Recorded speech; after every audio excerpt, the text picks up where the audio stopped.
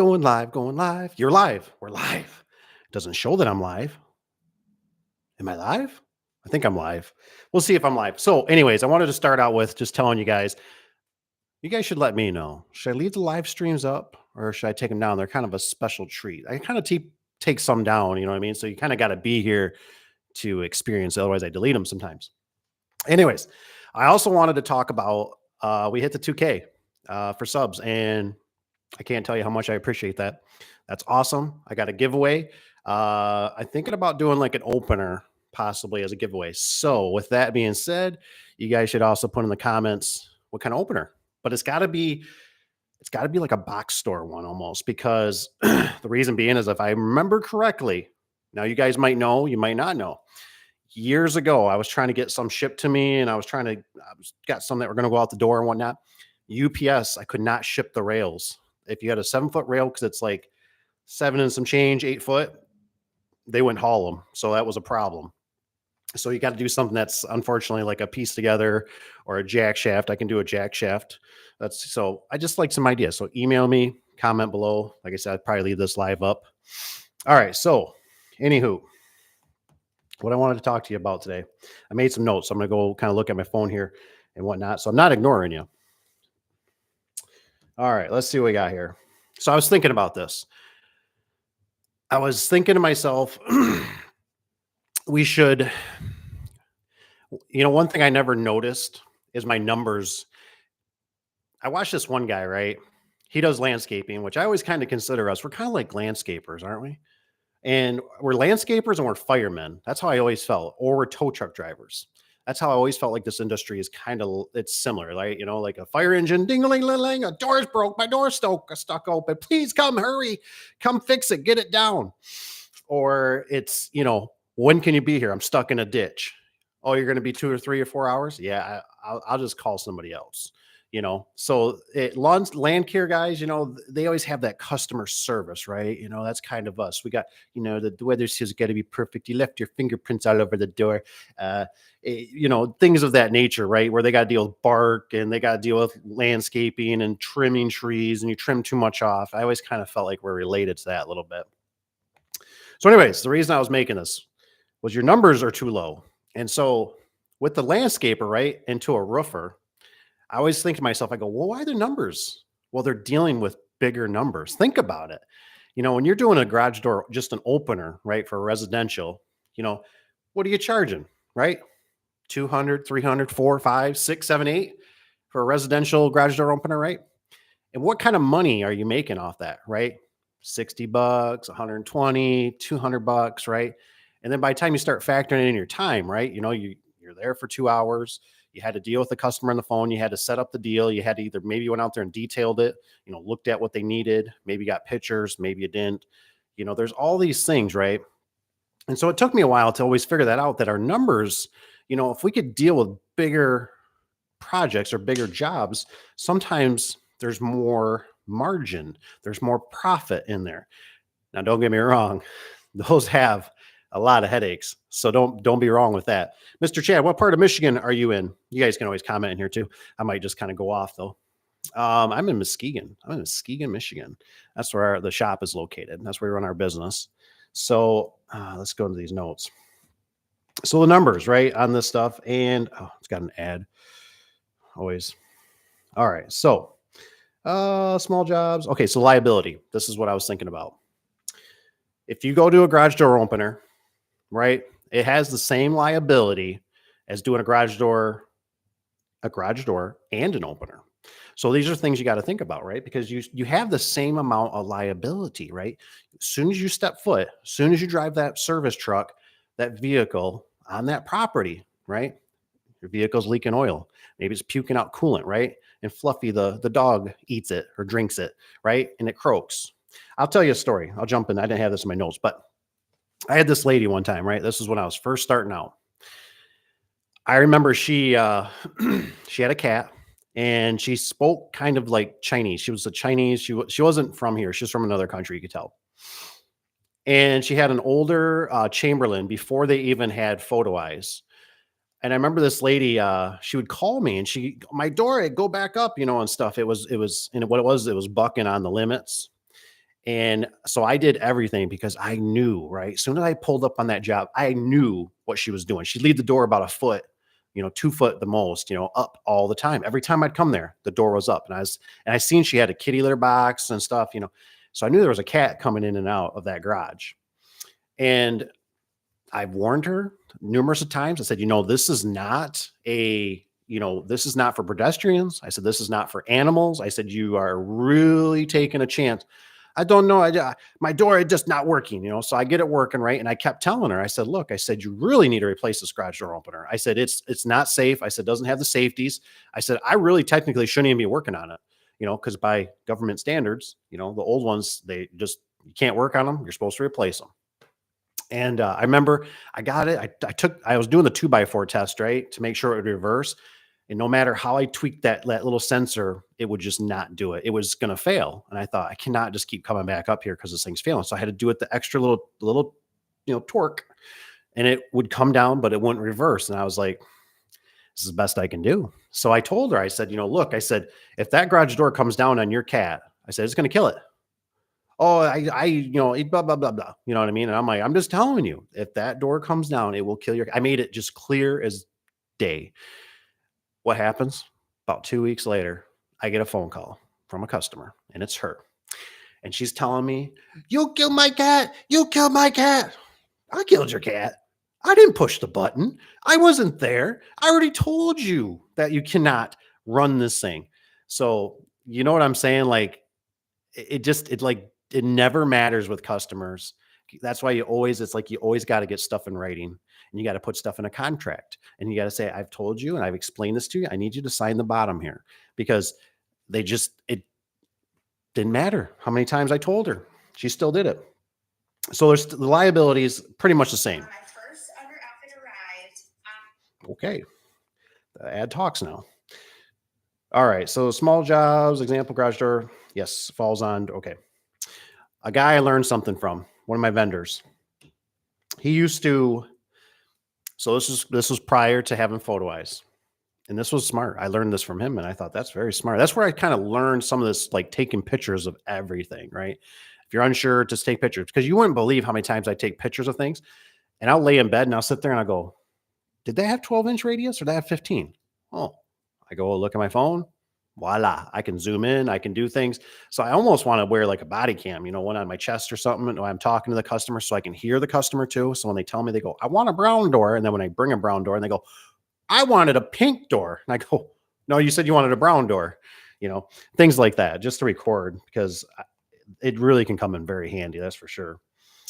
So Tom the guy I learned it from, he would literally, when he installed these garage doors and he had the old opener, right, he would technically, which he wasn't supposed to do, he would set the limits on that opener, on the J-arm, right? So he'd hook the door up, right, and he'd run it. So he's just there installing a brand new garage door, not the opener. The opener is existing. The opener works fine.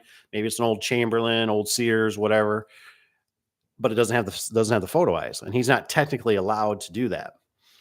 So he would get everything set, right? And he would literally take the J-bar and either run it back or run it by the door, probably run it back so they could use the door by manual.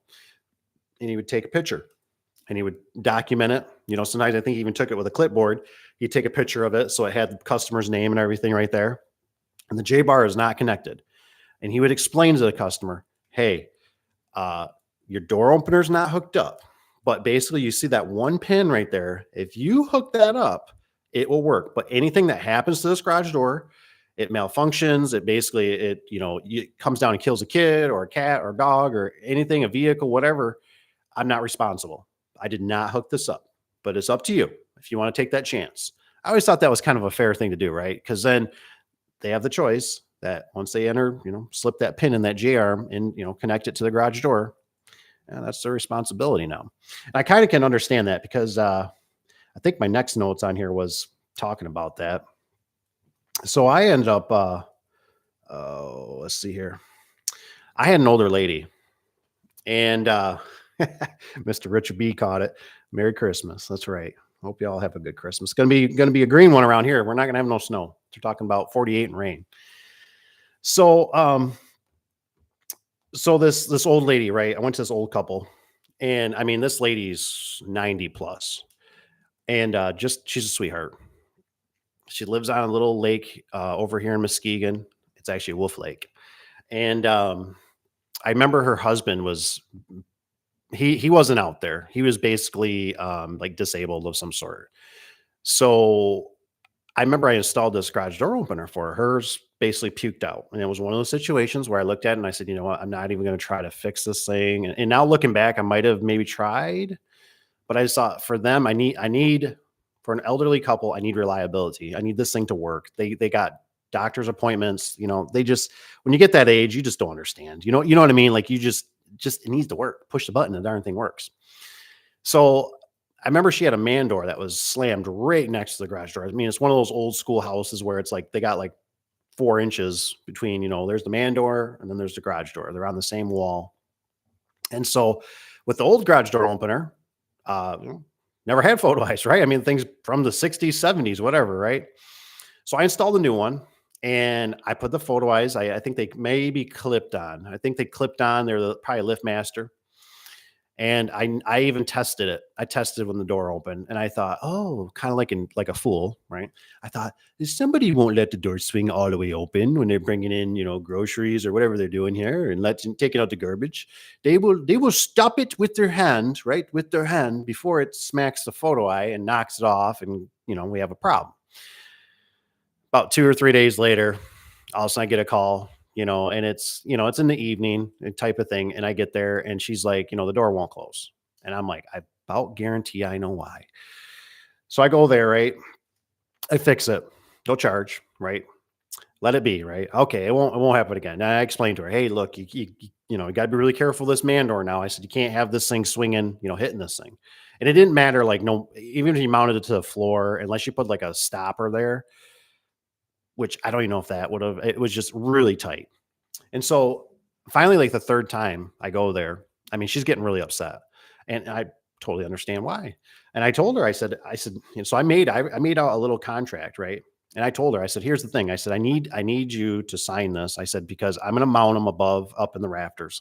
And I absolutely like never, ever really ever do this because I'm always, hey, when it comes to safety, I'd rather have the safety. You know what I mean?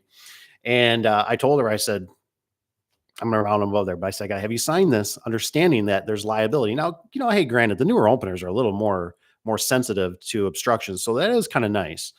But it's just better to have the photo eyes there. And so she signed it and away we went, and I never heard from her again. But I made sure she signed a contract because I just was worried that she was going to fall down or her husband or they got a dog that I don't know about and that darn thing's going to get crushed. But it was one of those situations. They were set in their ways. You weren't teaching an old dog new tricks. And she was bound determined that she's like, this is how we do it. This is how it's been. And I totally get it. And I said, you know what? No problem, ma'am. I said, but I need you to sign a contract. So those are things you deal with in the business. So let's get to some of this numbers here towards the ends on here. Let's see. Figure out. Okay. So there's another thing. When it comes to so like I kind of compare this to like fencing sometimes and garage doors. Like, my old business partner used to tell me, which maybe you guys can weigh in on this. He used to always tell me, he says, how it's like people are more excited about like a new garage door and opener, how like we have less callbacks and they're like more excited. And he's like, I just don't know if it's because it's quiet.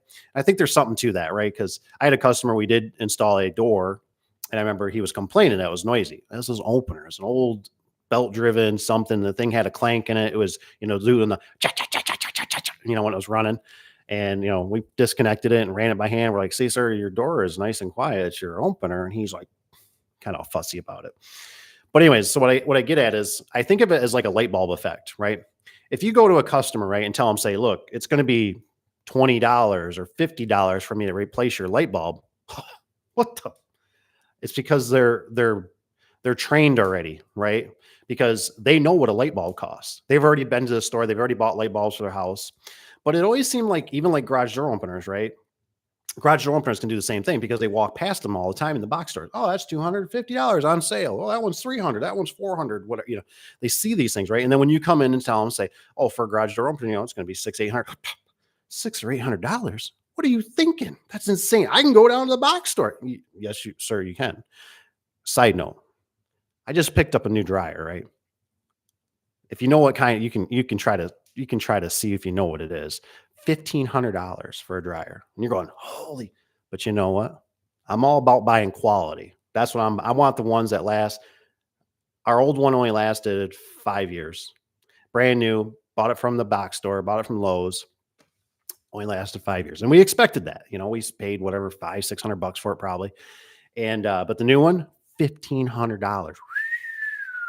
Wow. But I'm going to engrave on that thing. I'm going to date that thing. The thing better make it all 10 years plus. But we'll see. But I'm all about, hey, I like to spend, get quality over cheapness. I don't know how to say it. So, anyways, the light bulb effect, right? So you got light bulb, they see it. Garage doors, same thing, right? But when you do a garage door and opener, it's like you can kind of hide the numbers. It was kind of like in the fencing world or like the gates. They might get bids, don't get me wrong, but there's more money cushion in there because there's labor and there's pipe and there's concrete, or with a door, there's weather seal. There's all these things that you can kind of, hey, if you buy that door from the box store, guess what? It doesn't come with weather seal. So that's another $40 or $60. It just seems like you can hide that. But when you're dealing with small numbers, I just want you guys to get the concept of sometimes why you go, man, why is he making all this money and I'm not? Well, just remember that everything you're touching has the liability, right? So you put a garage door opener in and the thing fails or it quits working and you only made, your 100 or 200, 300 bucks. Well, you still got to go back and take care of the customer, right? Because they're either going to blow you up on social media or they're going to keep calling you. They're going to smear your name. So all this stuff has liability.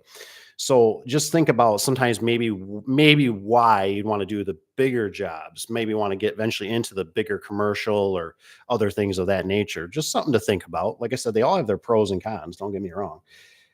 Let's see. So we got the light bulb. Drive, location, liability, everything. Oh, yeah. So it's basically once location, your liability, you're liable for everything. You know what I mean? When you go to that location, like I said, stuff leaks, you break something, you send a ladder through there. I'll tell you, my brother-in-law, he's a great dude. But here's my confession. Richard B, man, you are a smart cat, dude. Speed queen. I see that. And that's what it is. And so hopefully I did my homework right. Hopefully they're good, because I tried to do my homework. But anywho, so my brother-in-law, right? He was working at a body shop. He doesn't work there anymore. And anyways, so he lets me know that they it sounds like they're kind of desperate to find somebody to fix the garage door, right? They called a couple people, they haven't showed up, blah blah blah. And I'm already kind of doing like the please just find somebody else. And so I remember I finally I gave in. It's all a 45-minute drive one way. And I got about 3/4 of the way there. And I think I actually stopped. I don't know if I had to use the bathroom or if I was arranging some stuff in the truck. I stopped at a carpool area. And I remember when I was sitting there, I had the heat blasting or whatever. It was kind of chilly out that day. And I was sitting there and I told myself, I said, this is really stupid to drive this far, because what if I forgot this? What if I don't have this? What if I do this? What if I look at it? What if I can't fix this? I mean, all these things are going through my head. So I get there, right? I start working on it. It needs a turn, right? So I move the ladder over, right? And he tells me, he says, hey, I got a ladder you can use right here. And I'm like, oh, sweet. Hey, I don't have to pull the one off the truck. I don't have to strap it. I don't have to unbungee it. I don't have to get up there and hurt my back and all these other things. Sweet, dude. Thanks. I drag that ladder over, right? And I'm just sitting there, I'm chatting. There's all kinds of stuff going on. And I remember I got the door, I twisted the spring, I lift up the door, and the door, now if I would have used my ladder wasn't as tall. And I think I was thinking that, like, oh, my ladder's, I know what size this door is. Well, I went to pick the door up, right? Didn't even look, and the door caught the ladder behind me. And it swung the ladder down right next to a customer's cart. Whack! And he just falls down. I'm like, and he comes over and he's like, oh man, and he's kind of like, this ain't good. Well, it hit the car a little bit. And I'm like, oh my gosh. Oh my gosh. I mean, this job is, I mean, I'm already trying to give you the family and friends discount. And now here I just wrecked a customer's car. This is not going to look good for the owner. Like, well, he's going to have to pay, well, how much am I have to pay? Do I pay it out of pocket? Do I make an insurance claim? Do I, He got it, right? He's like, "I got it. It's gonna buff. It's nothing." I couldn't even really see it myself. I was looking, but the car was kind of dirty. It was black. It had fingerprints all over it. So I was already still kind of like, then I found something, and I was like, "That ain't for me though, is it?" He's like, "I don't know." And I don't know. He could have been playing me a little bit. He's like, "Oh, it might be," and I'm like, what I'm saying, though, see the liability, and I was thinking this job doesn't even produce, and now it's 45 minutes away. So, anyways, we had a spring that came in. I think we had to change one out there. One of the guys went out there. I was busy, and I was just like, it's just not worth. You can be in the business sometimes. You can be the bottleneck because you're out there trying to hustle. You're trying to get jobs, and you can be the bottleneck where if you're not doing certain things and making sure you're managing and stepping out of the business, sometimes you can actually mess things up. So that's not good. So let's see here. Mr. Chad, I'm going to jump in here for a second. Richard B says, excellent. Good, good, good. I pray to the dry queen kings, lords, so whatever. Please be good to me. I'll bless it. I got screwed on an 18 by 8. She wanted a wood grain. And got her a wood grain. She refused to pay. Son of a biscuit. I feel like I'm right here talking to you like I work for you, you work for me. You know what I mean? So I had to take the door down. My cost, $4,000. Holy shnikes. And it was one of the friends and oh Lord. Oh man. Oh man. I tell you what, I got a great buddy. I don't know if he even watches my shows or my channel. He's a great dude. He's the hardest working dude I know. And I feel I almost don't even want to tell this. You know what I mean? It's one of those things, but it's the truth.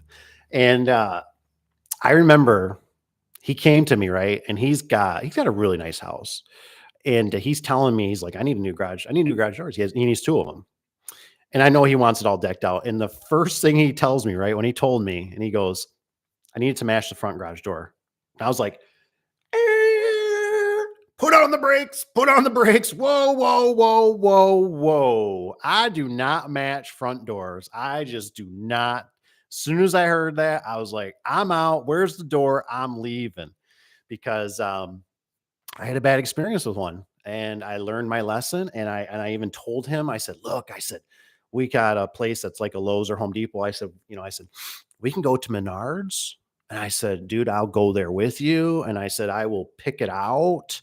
And I said, I'll tell them we need to upgrade the hardware. We need torsion spring and not their easy set crap. And we need to get better rollers. And we need to get better hinges. And I said, we'll get the nicer door. And I said, it's all the same. It's Clopay. It's just called Ideal.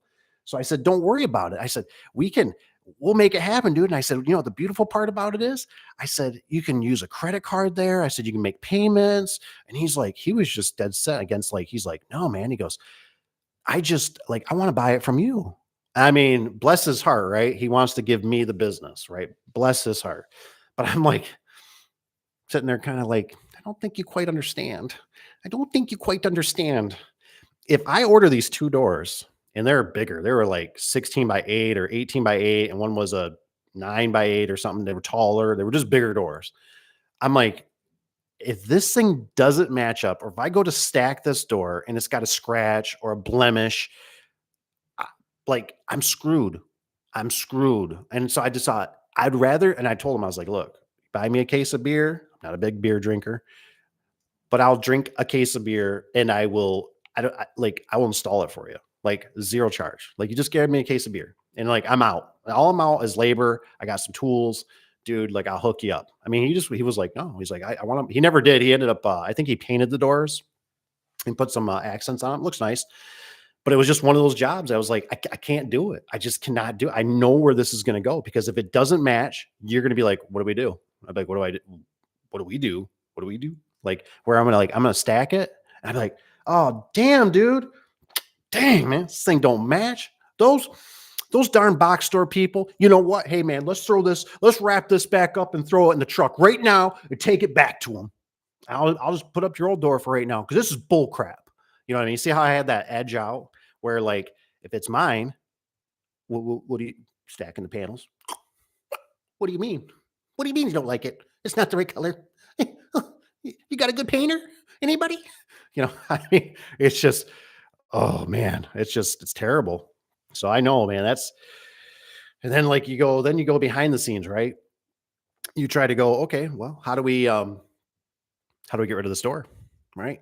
Old Facebook, old Craigslist, put it out by the road for sale and it gets rained on and somebody tries to steal it to the stuff's getting all rusty, or you got to try to tarp it at night, or you try to bring it in at night. It's a freaking nightmare. Um, so I mean, I feel for you, Chad. I really feel for you. I'm glad you shared that because it happens. And all I can do tell you is I know some of you guys are Safeway guys. I doubt they fixed this, but I bought one of their it was like a wood grain flush door that was non-insulated, and I was all happy. I was like, happy, happy, joy, joy. And I remember this thing, it had the what do they call it? The can effect, canning effect, where it was all like really wavy. And the installer installed it, like one of the guys. And he showed me, he's like, dude, he's like, look at this. He shows me the picture. I'm like, oh my gosh. I said, that looks like butt. And he's like, and so when the customer called like a day or so later, they were like, "Yeah, this store really looks," and it's like, whatever, I didn't even like, it was like nothing to say, like, not a problem. We're going to take it back free of charge. And it like, yeah, this thing is junk. Like, we're going to have to get you an insulated door that has the wood grain, because they had an old wood door there. So they wanted to match it. And I totally understand. And it wasn't their fault. It's just Safeway came in and they were like, "Hey, we offer a non-insulated door now." And it's, and I'm like, really, really? Oh man, wow, that's going to be cheaper. But they didn't use heavy enough steel. It was garbage. It wasn't cool. All right, let's carry on a little bit. So, 98 Foreman is okay. So something I see a little bit here um, is with the commercial jobs. This is something for you just to keep in the memory books. These commercial jobs. I don't know if you see this or if it's around your area, you see other guys do it, your competition. I think I know what they're doing. I'm pretty sure. And I thought about doing it too. The travel's where it gets a little goofy though, because it's hard to get guys to travel away from their family and stuff and all that. But if you think about it, right? If you do commercial garage doors, so what they do, one of the competition around here, they gang up, right? They got a couple locations, and then when they get a bigger job, it's got 5, 8, 10 doors.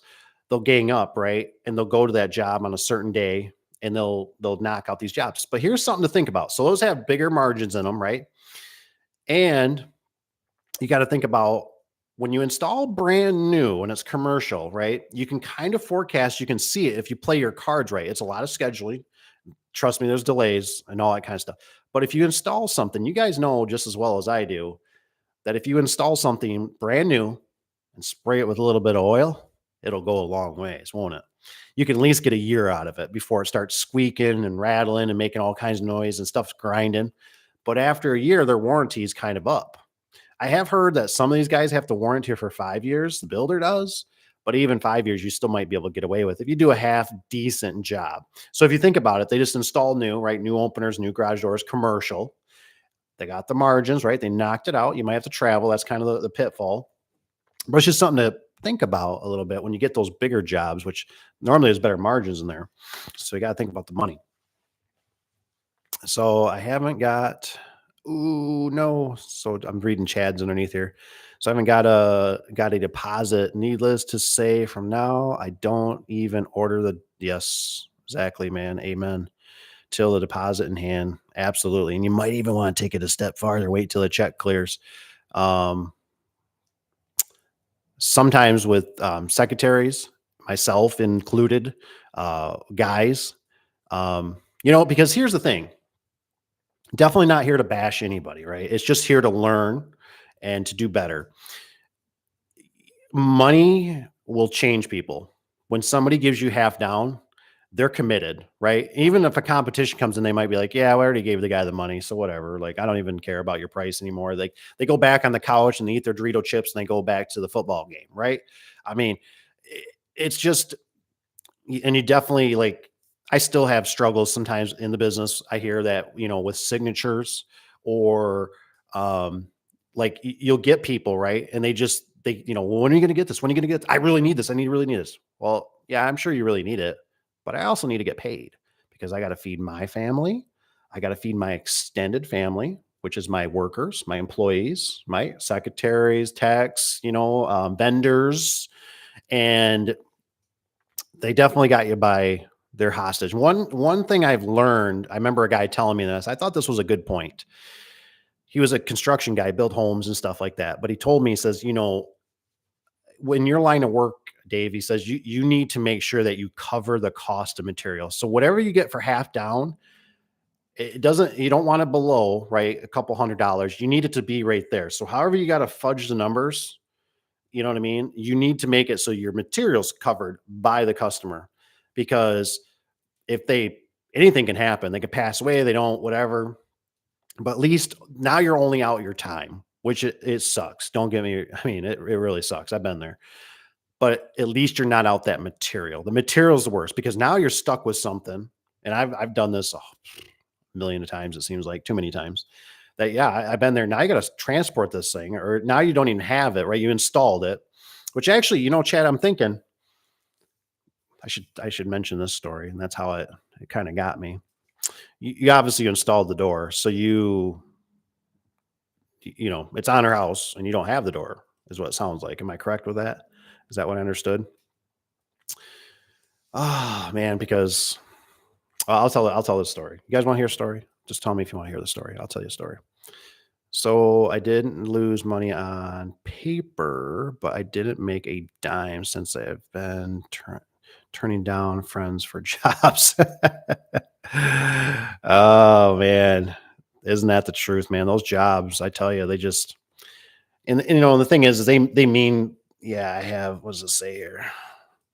Okay, so you do have the 18 by 8 back. Okay, so at least you have the materials, which is nice. That's why sometimes, honestly, guys, I'm really cautious. I still got this.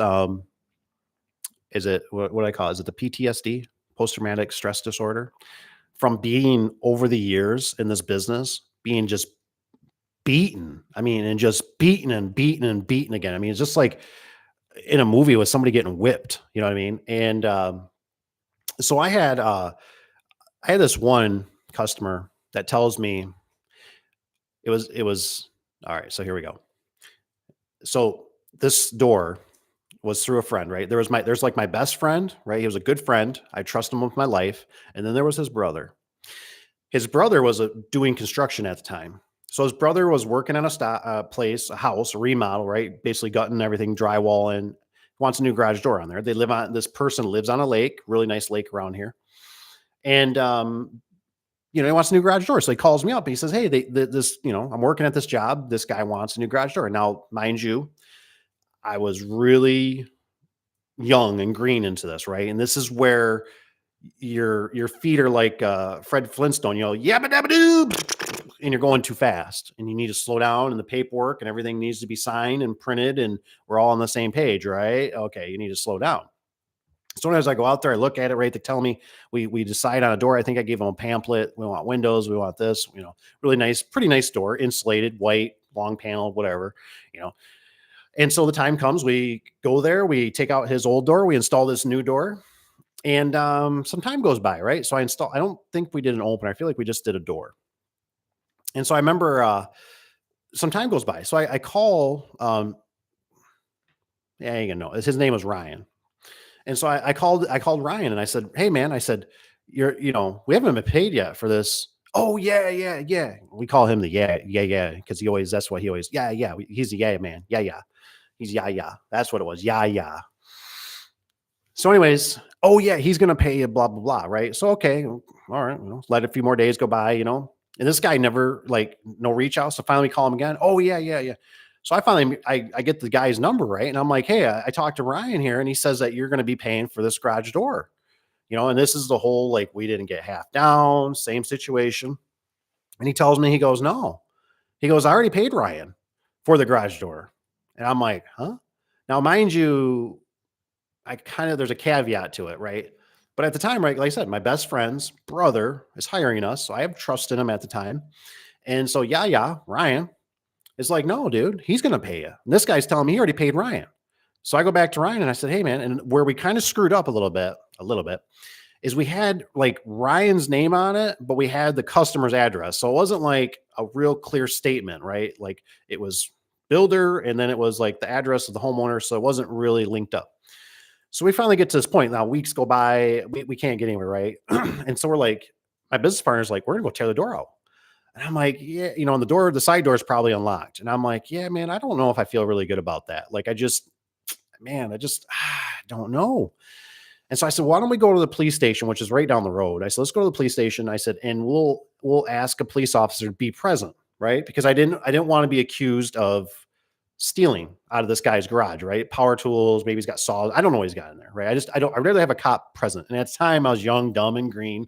And I'm thinking, oh, get a cop. And we go down there and we talk to the office lady. A police officer comes out and he goes, here's the thing. He goes, this is like a civil matter, whatever. He goes, you got to go to court.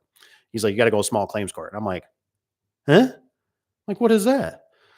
So we start filing the process. Now, like I said, this is going on for days and weeks and stuff, right? Basically, come to find out, Ryan was screwing people. So Ryan probably did get paid. And this guy told me, he says, Ryan stole shingles. He stole this. And I'm like, whatever, dude. Like, all I know is my garage door is on your house and I haven't gotten paid. That's all I care about. So you need to pay me and then you can sue Ryan. I don't care. So anyways, the paperwork finally goes through. I had to hire an attorney, right? Cost money. First thing, what's the attorney asked me? What's the first thing the attorney asked me? Anybody know? I'll tell you. What do you got signed?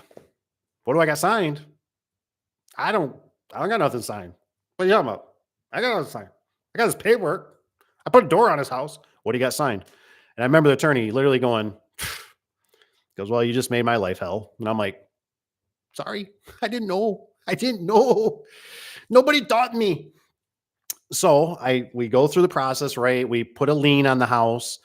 Finally, this guy comes through. Like a year and some months later, we finally get our garage door. And I was persistent, right? Because I want this garage door is mine, dude. Like, I don't care if it comes back as a pop can, it's mine.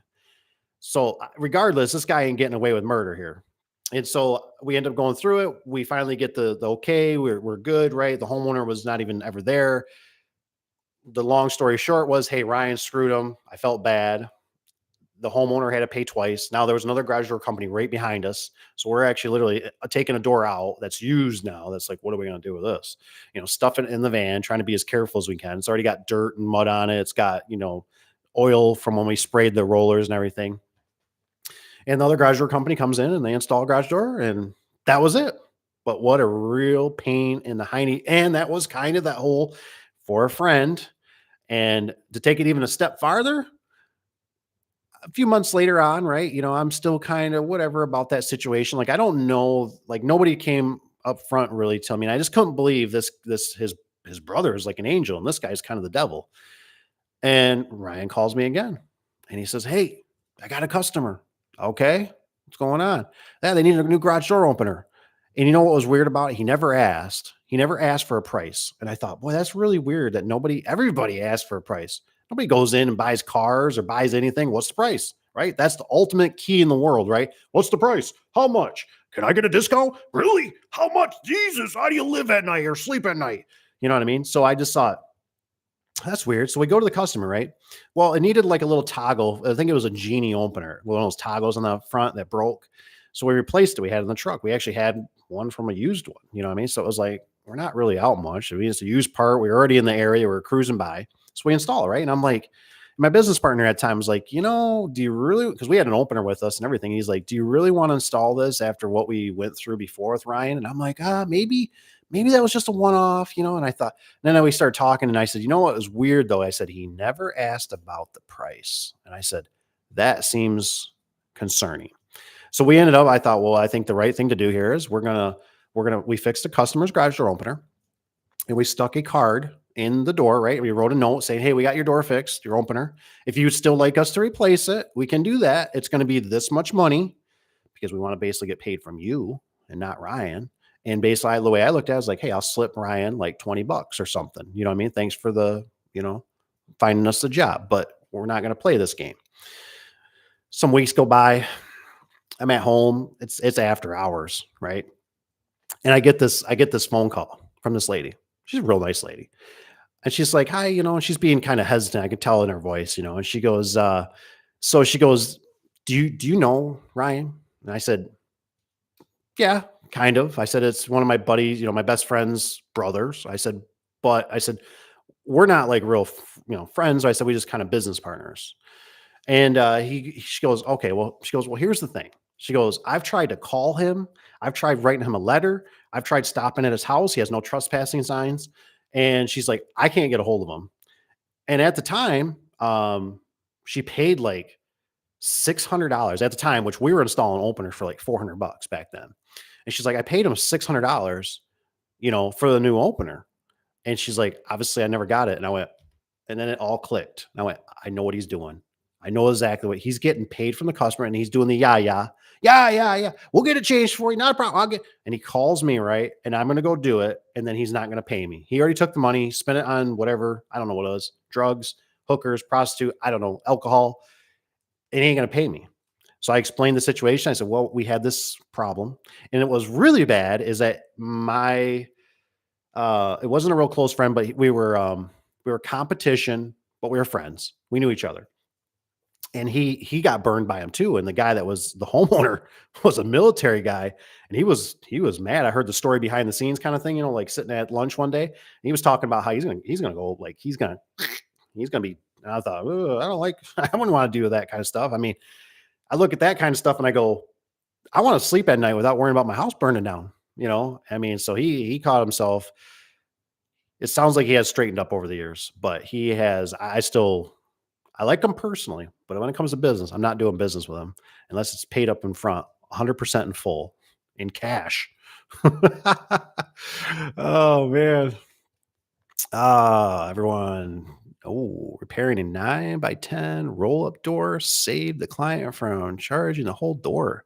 One of those storage. Oh, yeah, those storage doors, man. Storage units. I found out with storage unit doors, just a little tip. You can't put openers on them, at least from what I've done, because they're seamed together. And every time they get pounded on the ground, like you're trying to seal it, it'll the way that they're folded together, it'll start breaking those apart. So don't ever put an opener on a storage unit door. I learned that the hard way. Just doing work for friends at the more headache. Yes. Them to someone else that I know. I think there's something to that about the friends, because I was just talking to Cap about it, and he had a friend reach out about doing some fence, and he has somebody at the shop that wants some extra money or something, and he was talking about maybe I'll just give it to him. He can do it on the side. And I thought, that's probably about the best, because it gets bloody. It gets really messy, and I've done it. I've done barters and stuff like that, and it normally doesn't work out in your favor. You know what I mean? Another bad deal I got into is this one. I did get deposited by the guy. Haas brochure. Oh my gosh. Told him to pick what he wanted. And all that. So he did. I confirmed the order and ordered it. So on those brochures, something to think about. So what I always do is I always actually bring 2 brochures, and I'll leave one with the customer. So in case they change their mind, because that's going to happen. And I always try to explain, because typically, at least with the Wayne Dalton one, it used to be, I'd always tell them, I say, if you go to the front, it's going to get more expensive. And they kind of, they flip towards the back. And I'm like, if you do these ones, like the 8,000 or 9,000, I'd circle it for them. I say, these are going to be cheaper. So pick something in here. And of course, there was it ticked me off that Wayne Dalton. They always had like little icons. I didn't know it. They had little stars. And that meant they didn't offer that, because they had like 2, they got Mount Hope, and there's another one. I can't remember. Beth knows. And anyways, I'd give them 2, right? And then when they normally they choose somewhat right there, and I'd always make sure I circled mine, but I always made sure that way we had the same brochures. I'd always be like, when they call me and go, we've changed our mind, we really would like, and then by the time they do pick it out, I make sure that I get it all written up. I put on there the windows, the design, the color, the size. I mean, I spell it all out. So that way, and then you got to make sure you get them to sign it. And you're like, this is what you want, right? Because when that door comes in and when you go to install it, that's the worst feeling in the world. And then they go, that's not what I wanted. And you're like, let's look at the paperwork right here. You signed for it. I know you changed your windows, but you signed for it.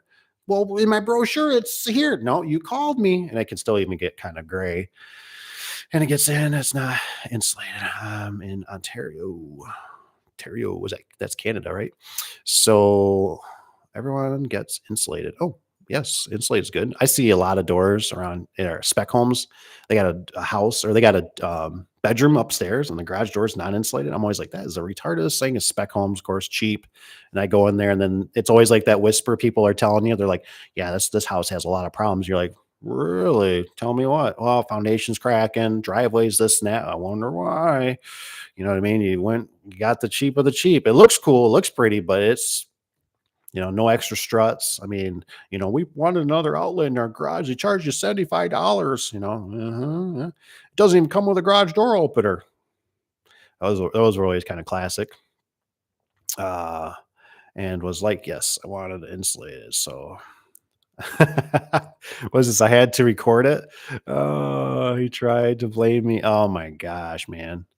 Oh my gosh, Chad, you go through the blunders like me, man. But I showed him. Oh, he was willing to pay the difference for an insulated. That's cool. If you can get them to, some people are they're willing to work with you, and other people, man, they can make your life just pure blah. So, no paper. Yeah, 18. Okay, so that's cool. They knew they for the what is this? The new installs, do you take deposit signatures from your commercial jobs? So commercial jobs, Julio, am I saying that right? I butcher names. I'll just start calling you JA if I have to.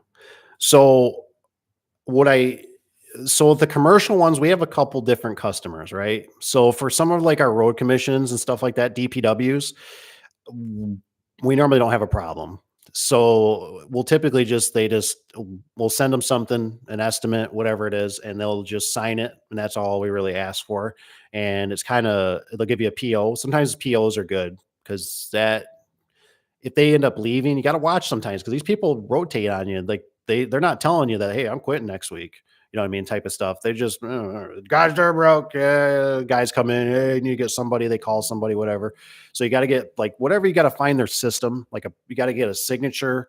You definitely a PO is good. Some of those guys we just run with it, right? We don't even ask. They've been faithful customers. We've done so much work with them over the years. We made so much money that it's like if they screwed us on this one last thing, that's a bummer for them because we provide really good service for a lot of our commercial customers. Um, but we do have like our builder and the builder. One of the builders taught me. He used to work for this company and he did drywall and stuff. But he told me, he said, look, he says these guys are kind of notorious for being slow on payment and stuff. He says, so make sure you send me a bill for half down and I'll make sure you get it. And he's been always really faithful and really good dude. So you just got to kind of, but like, when you're doing, 3, 5, 6, 8, 12 doors, man, that's hard. You know what I mean? Especially if you don't get half down because, oh man, like when COVID happened, oh my gosh, it was a freaking nightmare. Cause I mean, everybody went into like, oh, I'm used to this stuff being in 2 to 3 weeks. And then it turns into, holy crap, it's going to take 6 months, a year to get this. And you're like, yep.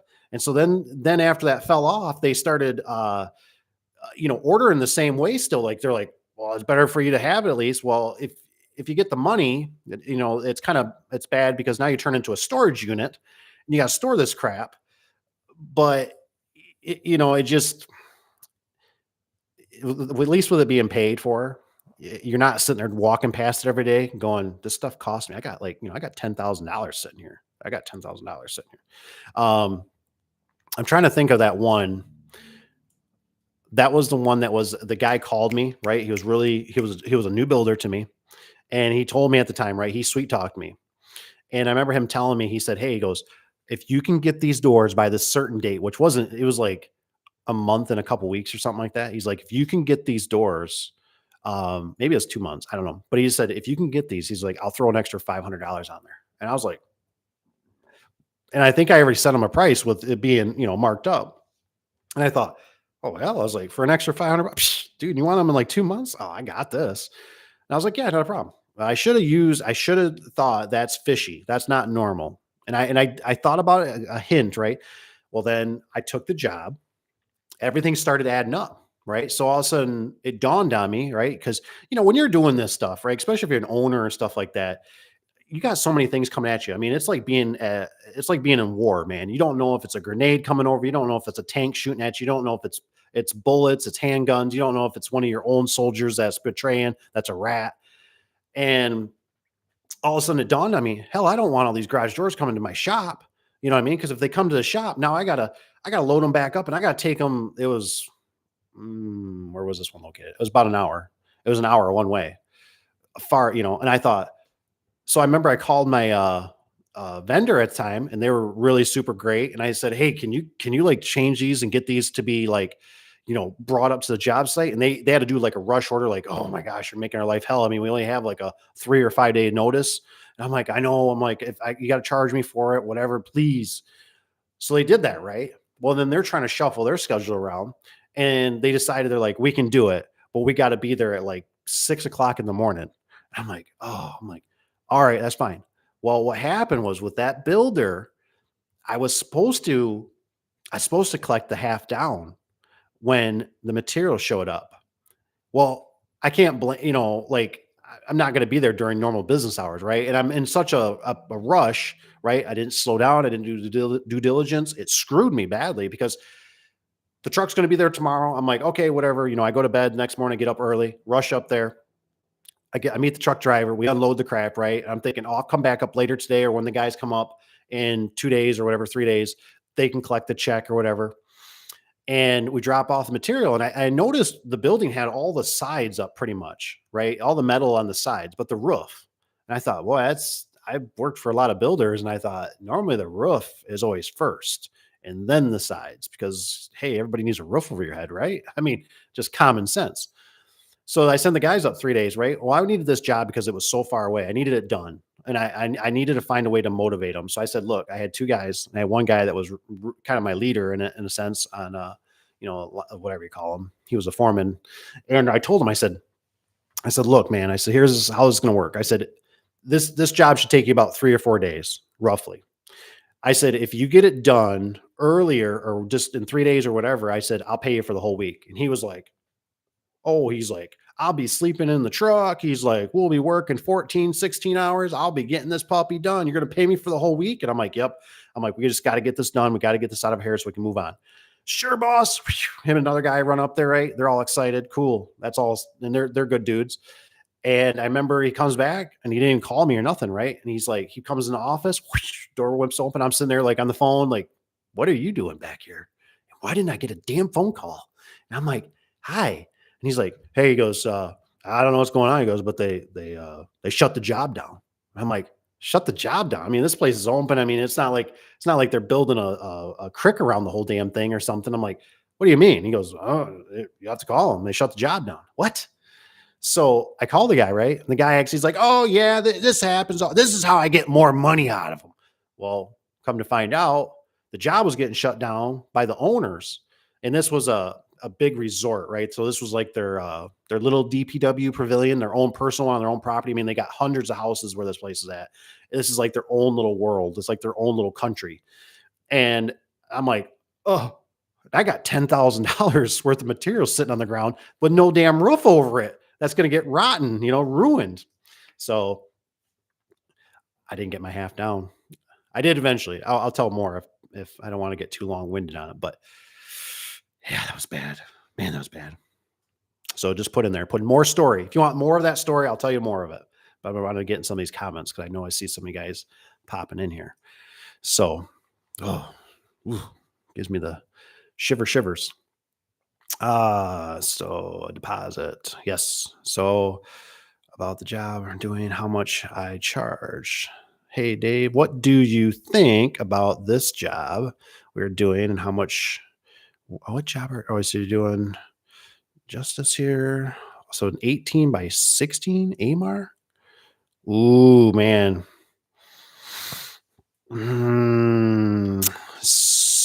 So what should you charge? This is always a great question. And that's really tough because, first of all, let's call you, is it Justice? Justice? I can't say justice. Justice. Where are you located? So that's for one, because if you're in Arizona, Your prices are a lot different than they are here in Michigan. Hey, Mr. Tony Miller, Merry Christmas. Merry Christmas to you too. Can't believe it's already here. Man, it comes up quick, doesn't it? It's amazing how fast it comes. So, oh man. So yeah, on the prices, when it comes to installing doors, um, I feel like there's always like a 3 layer for me, right? And I see, hey, you guys gave me some thumbs up. I appreciate that. That always helps. So don't forget to hit the thumbs up if you don't mind. So I always get my cost, right? And I like just to see my door cost, right? First thing, door cost with weather seal, with basically all the goodies out the door. So I always tell the secretary, they always get sick of me. I want all the goodies out the door price. Don't tell me there's taxes and everything afterwards, darn it. Tell me out the door price. So I just like to write that down. And so I write down the door price, right? And then on the location, right? Because you have to take that in factor, right? If it's only 10, 15 minutes down the road, cha-ching. Hey, man, rock on. That's an easy one because now all your tools, all your extra stuff, all your materials really close, right? But if it starts getting to be 35, 45, an hour and a half, one way, those get to be real sketchy because boy, I hope you did all your due diligence and I hope you extra and packed extra and did extra because you got to have everything. You got to have extra. You got to anticipate that and you almost need to open up hardware boxes. So you got to factor in the fuel. You got to factor in your labor. Do you need to rent a scissor lift? How much is a scissor lift? Is there any other equipment that you need to rent? And then I like to always get my price and my angle, right? Get your angle in there. And then do you need big drops, little drops? Are you going to have to put up any red steel? Because some builders are real a-holes about that and they won't put up red steel. So you got to, is it furred outright, right? Did the builder fur it outright? Is it going to be, they already got the trim on there. So you can just put your weather seal if you're going to tack it. There's a lot of variables. So I always like to get the door price. And then what I do is I kind of in my head, I go, okay, let's just double that. So here's that number, right? If the door is 3,000. Okay. I charge 3,000 to install it. Normally that's not realistic, right? Your competition will smoke you on that. Like it's just not realistic. Everybody thinks it is. I've had secretaries. I've had fights with my wife at night about it. And I've sent them out too. And I've gotten rejected. I've lost jobs. So then you can kind of go with the percentages is why. Now, I don't know if you guys do know, please hit me up. Like I'd almost prefer like an email to say, Dave, this is why I've done this. I've been doing this for years because I honestly still to this day don't know 100%, but I know there's a difference. I used to do percentages and I used to actually have on the back of a service spring book, I used to do percentages. So anything from like $1 to $5 was this much percentage because I found out the problem was I was having issues with the percentages is that my problem was that when I got to bigger numbers, it just blew it out of the water, right? So if you had something that was $5,000 and you use the same percentages, it would just, it wouldn't make any sense. It was like ridiculous. So that's why I'm still kind of gun shy about it. And I use my 3 layers, right? I kind of look at it and what would my competition charge? What do I need to make on this job? If I pay myself, if I pay myself $20 or $30 an hour and I pay somebody else this much, am I paying them off the books, on the books, X amount? Okay, here's my cost. So here's my door, here's my labor, maybe here's my angle, any nuts and bolts or something like that, miscellaneous. Here's my fuel, here's my scissor lift. Boom, here's my grand total. I cannot do it any less than this. Now, what do I think? I probably need to make a couple $100, because then it's like, are you at the same job site? Are you moving? Is this a different location? Because now you got to pack all your stuff up, right? You got to pack all your stuff up. You got to go back. You got to reset up. You got to put the tables up. You got to bring the tools in. You got to huff it through sand and dirt. So what I did is this thing right here. This, what is this, Mark? It's not going to focus the best because I'm doing whatever. But it's got this right here. This is what always helped me, the margin. So I type in the price. What the heck, this thing got paint on it? Darn kids. And so you type in your price, right? And then you can type in your cost. So you type in whatever, there's your cost. And you can put a margin on there. You can put, 10%, 20%, 30%. Sometimes the bigger jobs, you got to cut it down a little bit. And that thing has been a lifesaver. And what you can do is if you take it a step farther than I have and start perfecting that, right? So you have a customer, right? That maybe that customer is always a 10% margin, right? And that way you can tell the secretary, say, like, hey, look, or yourself, maybe you write down a little cheat sheet, whatever. And this customer, this customer is always kind of a pain. So this one's always a 12%, or 10, 12% margin. This one's a new customer. They've always paid where this is 15. You can layer it that way. And then you start working that pattern like that. And then it becomes a lot easier, as far as I'm concerned.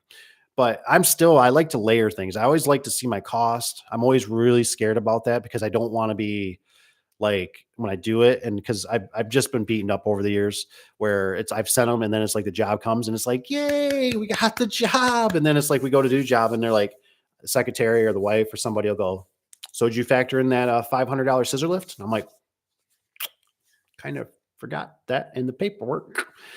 Did you factor in that you needed $1,000 worth of angle iron? Oops.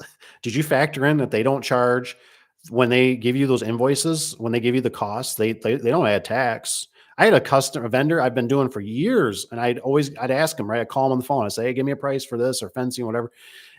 And I didn't realize that they were charging tax. I figured that was the grand total, right? So I was always using that number. So you know how many hundreds of dollars and thousands of dollars I lost by not factoring, oh, this doesn't even include tax.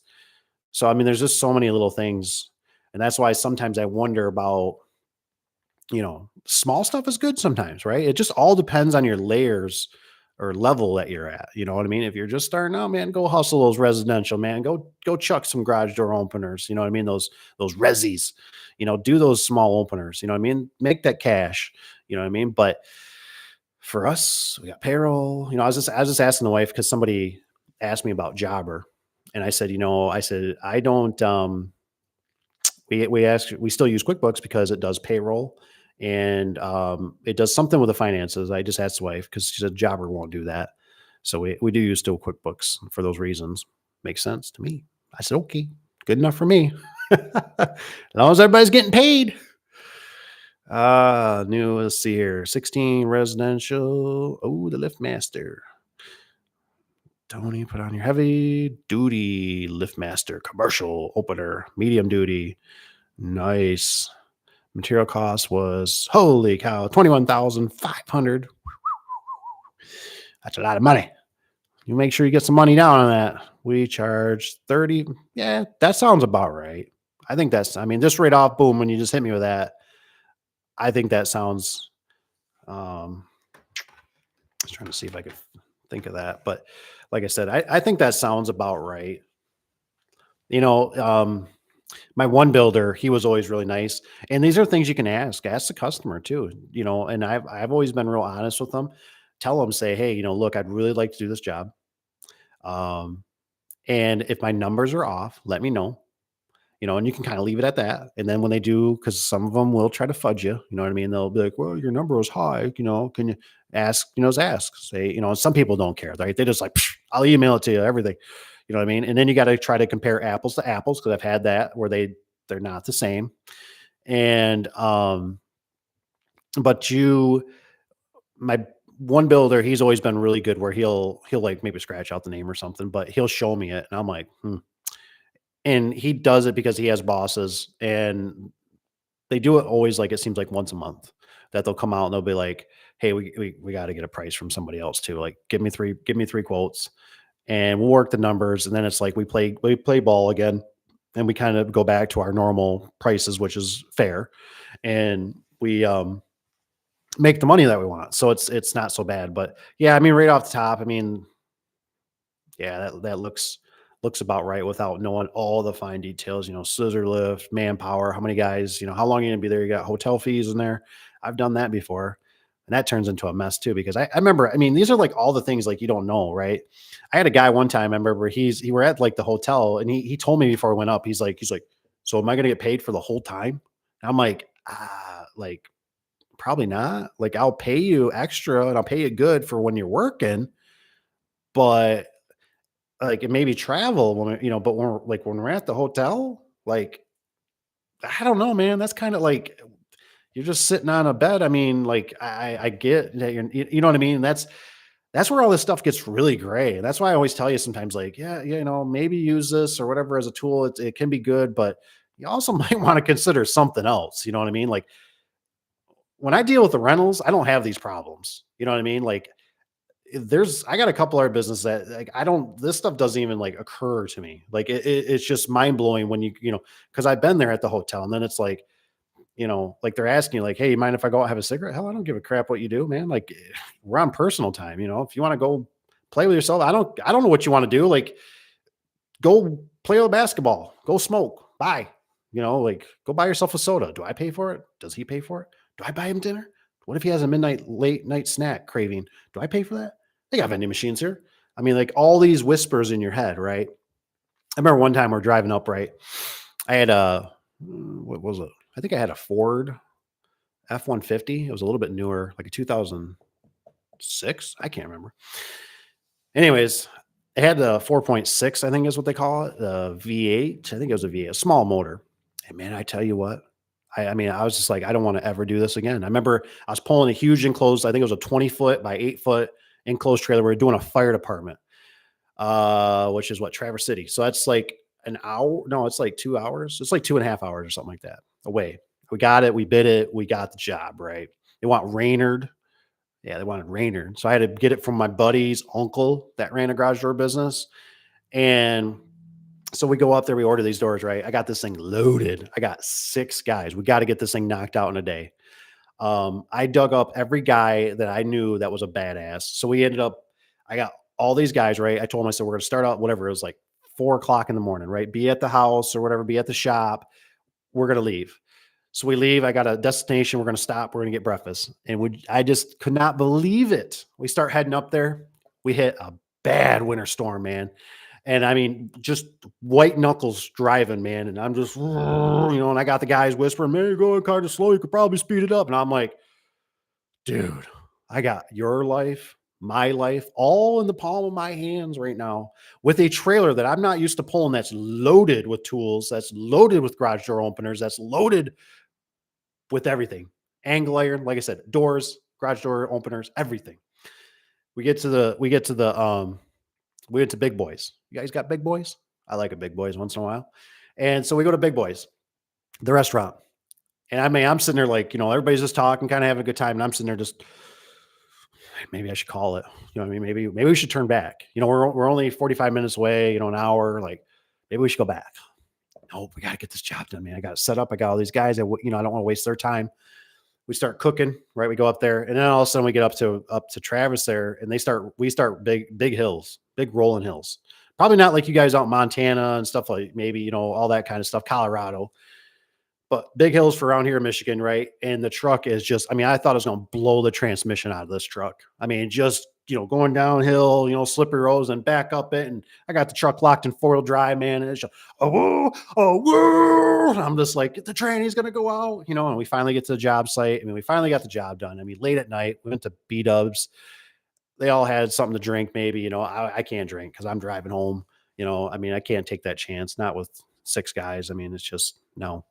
So, man, the stress, it can be very, I should have had the doors delivered of some sort. There's different ways you could do it that not make it so stressful. That's what I'm saying. But it's just, man. Hey, Dave. Yes. Roy, I hope you have a good Christmas too. I hope everybody has a good Christmas, man. It's coming. So, wifey's on here. Hello, wifey. And, so let's see, Tom, what happened? Tony, message retracted. I don't know what that ever means. I don't know if they blocked you or so ask again if you need to. What it says, builder always uses your money to build their jobs. Oh man. Rich, you always got some good ones, man. I tell you, that's about the truth, isn't it? Because I found out kind of later on a little bit, like, trust me, the builders, they got a lot of problems on their own plates. But I remember what was it? They just charge like 10%. So they get our price and they just put like 10% on it, right? And and so you think about it, right? This is the key, right? This is the key. So what they do is obviously they get they get your price, right? They send it out, right? They send their bid out with the door, building, windows, everything, package, insulated, everything, right? Heating and cooling. and they win the award, right? Oh, we got the job. So then they come back, and what they'll start doing is they'll start going over their sheet, right? Oh, here's your garage door guy. Hey, man, we could put this back out for bid. We could probably ask three other guys, or we could, this guy should knock his price down. Let me talk to him. You know what I mean? Because now obviously they know in a nutshell, right? They got 10% on everything. So now they, if they get you to come down another $1,000 or whatever, 2,000, 5,000, right? And they threaten you, well, I got somebody else, I'll do it, whatever. That's money in their pocket, right? And if they got hiccups, now don't get me wrong, I've had screw ups with builders, and they've come up, they've been honest, and they've also paid more, which that's what I mean. That whole money can be, for them, can be moving around. So I'm not saying they're making out like fat pigs, but I get where Rich is coming from. That's true. Let's see. Oh, Canada. What's the temperature there over in Canada? Let's see, Tony. I heard that a business has to be at 30%, or they will end up closing doors. What does that mean? I heard that a business has to be at 35, or they will end up closing doors. 30% or higher, 35. Yeah. So I've always kind of heard like, the rule of thumb was like 30% ish, you know what I mean? And like 10% of it's kind of for fudge monkey, kind of like mess up. So it kind of, that's how I was getting beat out, was I was adding in tax when nobody else. Oh, yes. It can be a very tricky situation when it comes to that stuff. I remember for a while when I was just doing like residential pretty much when I first started out. I remember, what was it? With the residential, my mind went blank for a second. So with the residential, I was getting beat. I kept going to these customers, right? I give them a price. And I remember they'd be like, you're like $200 higher than the other guy. And I was like, huh? What do you mean? Like, what are you talking about? And this thing started kind of persistently happening in town. It was really starting to really tick me off. And I thought, man, I don't, what's going on, man? I don't got all the overhead like these other guys. And, so finally, I called a different vendor, right? And a different garage door vendor. And I got a price from them, and they're like $200-300 cheaper than my vendor. And I'm like, what in the, I mean, this is just like I'm going off like a 16x7 non-insulated Panda, right? The most common door in America, maybe. And so I'm like, how is this? So then I started getting wise, and I thought, well, they got good customer service. So I'm just going to call them, the other company that's charging me more, right? So I just started calling them. I'd be like, hey, what's the price? Okay, they tell me a price. I'd almost like tell it right out, like with the customer right there. I'd be like, oh, it's 620. Okay. Because I already knew in my head, I thought if I call the other one, which is who I'm going to use, it's going to be, $200-300 cheaper, and I'll be able to get the job, and I'll actually put some money in my pocket or whatever, And so I started doing that. Well, then I remember the truck driver that I don't really want to use like businesses in a sense, but the guy that was managing that facility was driving truck that day, and he says, hey, he goes, your sales are down. And I said, yeah. I said, you know why? I said, you guys charge me too much. And I never knew this. There's different tiers. So they have A, B, and C. Well, I was on like the C pricing. So that's the most for them, right? In their book at the time, we had books. You guys know what those are? Young kids. No, anyways, they had books they opened up, and they had a spreadsheet, whatever, or teardrop type of thing. And I was on the C. So I was on the highest one. And I automatically thought, like, I've been doing business with them for, I don't know, 3 years now or something like that, 4 years. And I thought, like, we have a good relationship. I always pay my bills, like, like they're going to do the best they can. Well, they had me on the wrong pricing. So literally that day, or the next day, I get a call from the sales lady, and she tells me, here we are going to change you. We are going to change. And they bumped me all the way up to like A. And the thing is at the time I was the biggest, I had their biggest sales in the area, you know what I mean? Like in this half of the side of the state, basically. So, they wanted to cater to me, and boom, when they did that, man, I tell you what, I mean, I was like, oh, we're back in business, baby.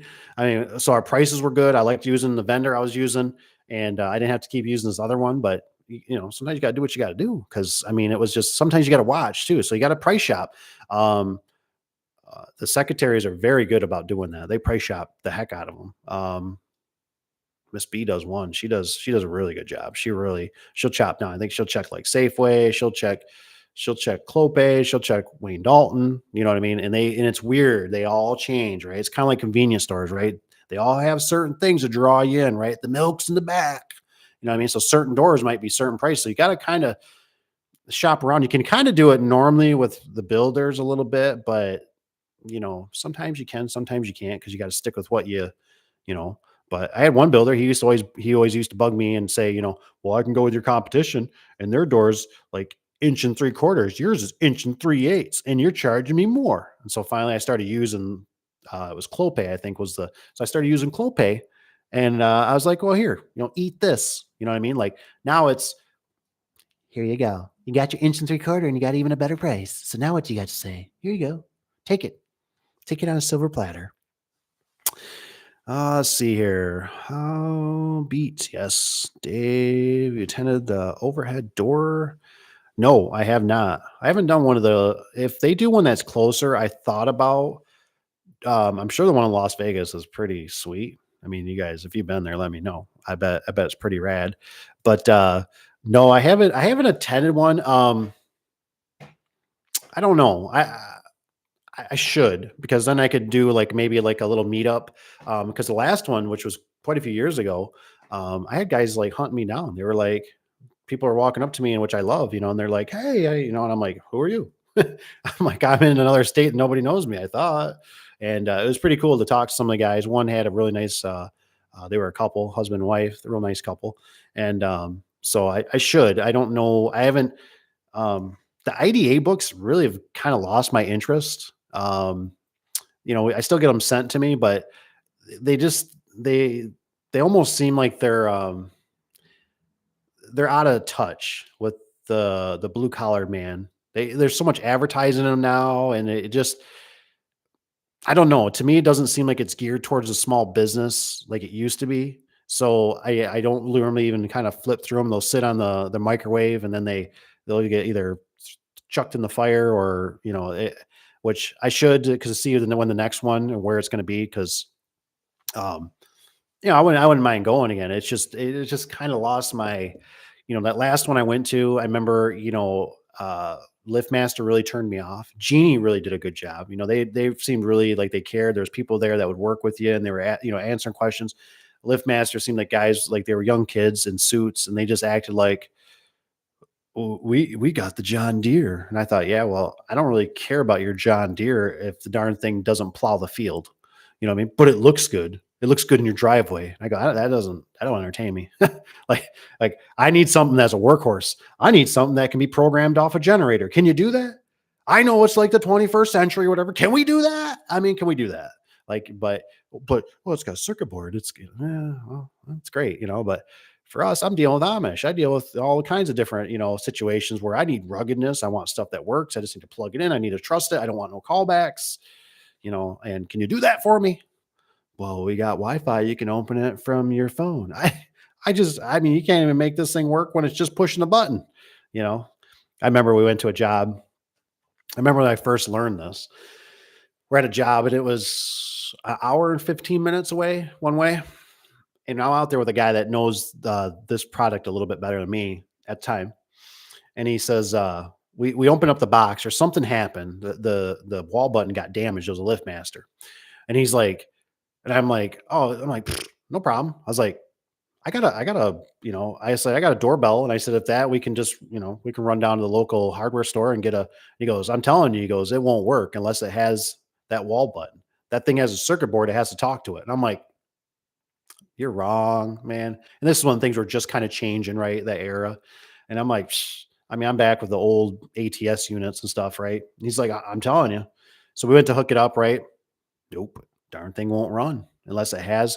And I'm like, well, this is the stupidest thing. Cause I said, how do I what do I can't even just put a doorbell on here and say, here you go, customer. Sorry. Just push a button and it makes the door work. You know what I mean? Cause some people just don't care, right? They just push a button and opens and closes. So that was a real turnoff to me. And I've heard through my vendor that one of our really big competition guys in in a couple cities over literally quit using them because of that reason. I forget what how they call it, the dry contacts. Door guy right here, man. 2013. Was that when it all happened? Maybe that's all when things went to crap for me. Oh, tended. Where is everyone from? That's a good. I like this. That's cool. That's a good question. Of course, if you just made it, I'm the Muskegon. I'm the Muskegon, Michigan boy. We're the Michiganders up here. Uh, Russ's. What is this? Russes are good. Oh yeah. Oh yeah. I like a Russ's, man. That's like old school, man. That's like the old people go to, which I'm right there.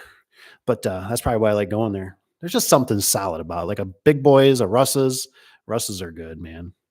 What kind of marketing is giving you more customers? Ooh, SEO, Google ads, or word of mouth. That's a good one. Is that Lewis? So we, for the most part, not that we are not susceptible to this kind of stuff, because we are. Because when the cough syndrome was going on, whew, man, I was emptying a scrap hopper trying to take scrap metal back. That was not fun. So for us, we our demographic, I think we're at a little over, I think 36,000 people population in the old Muskegon. So we're very dense, right? So we're very blessed that we have a lot of commercial still in our area. So our stuff is really we're saturated. We have a physical location. We've been there for years. Um, so so for us, it kind of rolls on itself. You know, I mean, we do have the Google, we do have Google, an ad and all that kind of stuff. But we don't really have to push. We Most of the time we're turning a lot of customers away. It's unfortunate. Like especially if we start getting so busy, we'll start first ones to go as residential. Um, because our commercial ones always come first. So I don't know what other guys are doing. I got another business I run, and we are learning this all again. And I tell you what, it's all changed since when I started. You used to be able to go on like Google and just say, "Hey, I want a business," and they'd send you like a letter in the mail, and you had to verify it, and it was a lot simpler. Now they want you to have like a business sign. They want you to take a picture, like um, they're tracking where the picture was taken. They want a picture of you like unlocking the service vehicle with the name on it. They need a picture of the vehicle with like the address behind. I mean, there's a lot of stuff, man. They are really, and I mean, now they're getting big on. They want you to have, um, like what's your tax ID number.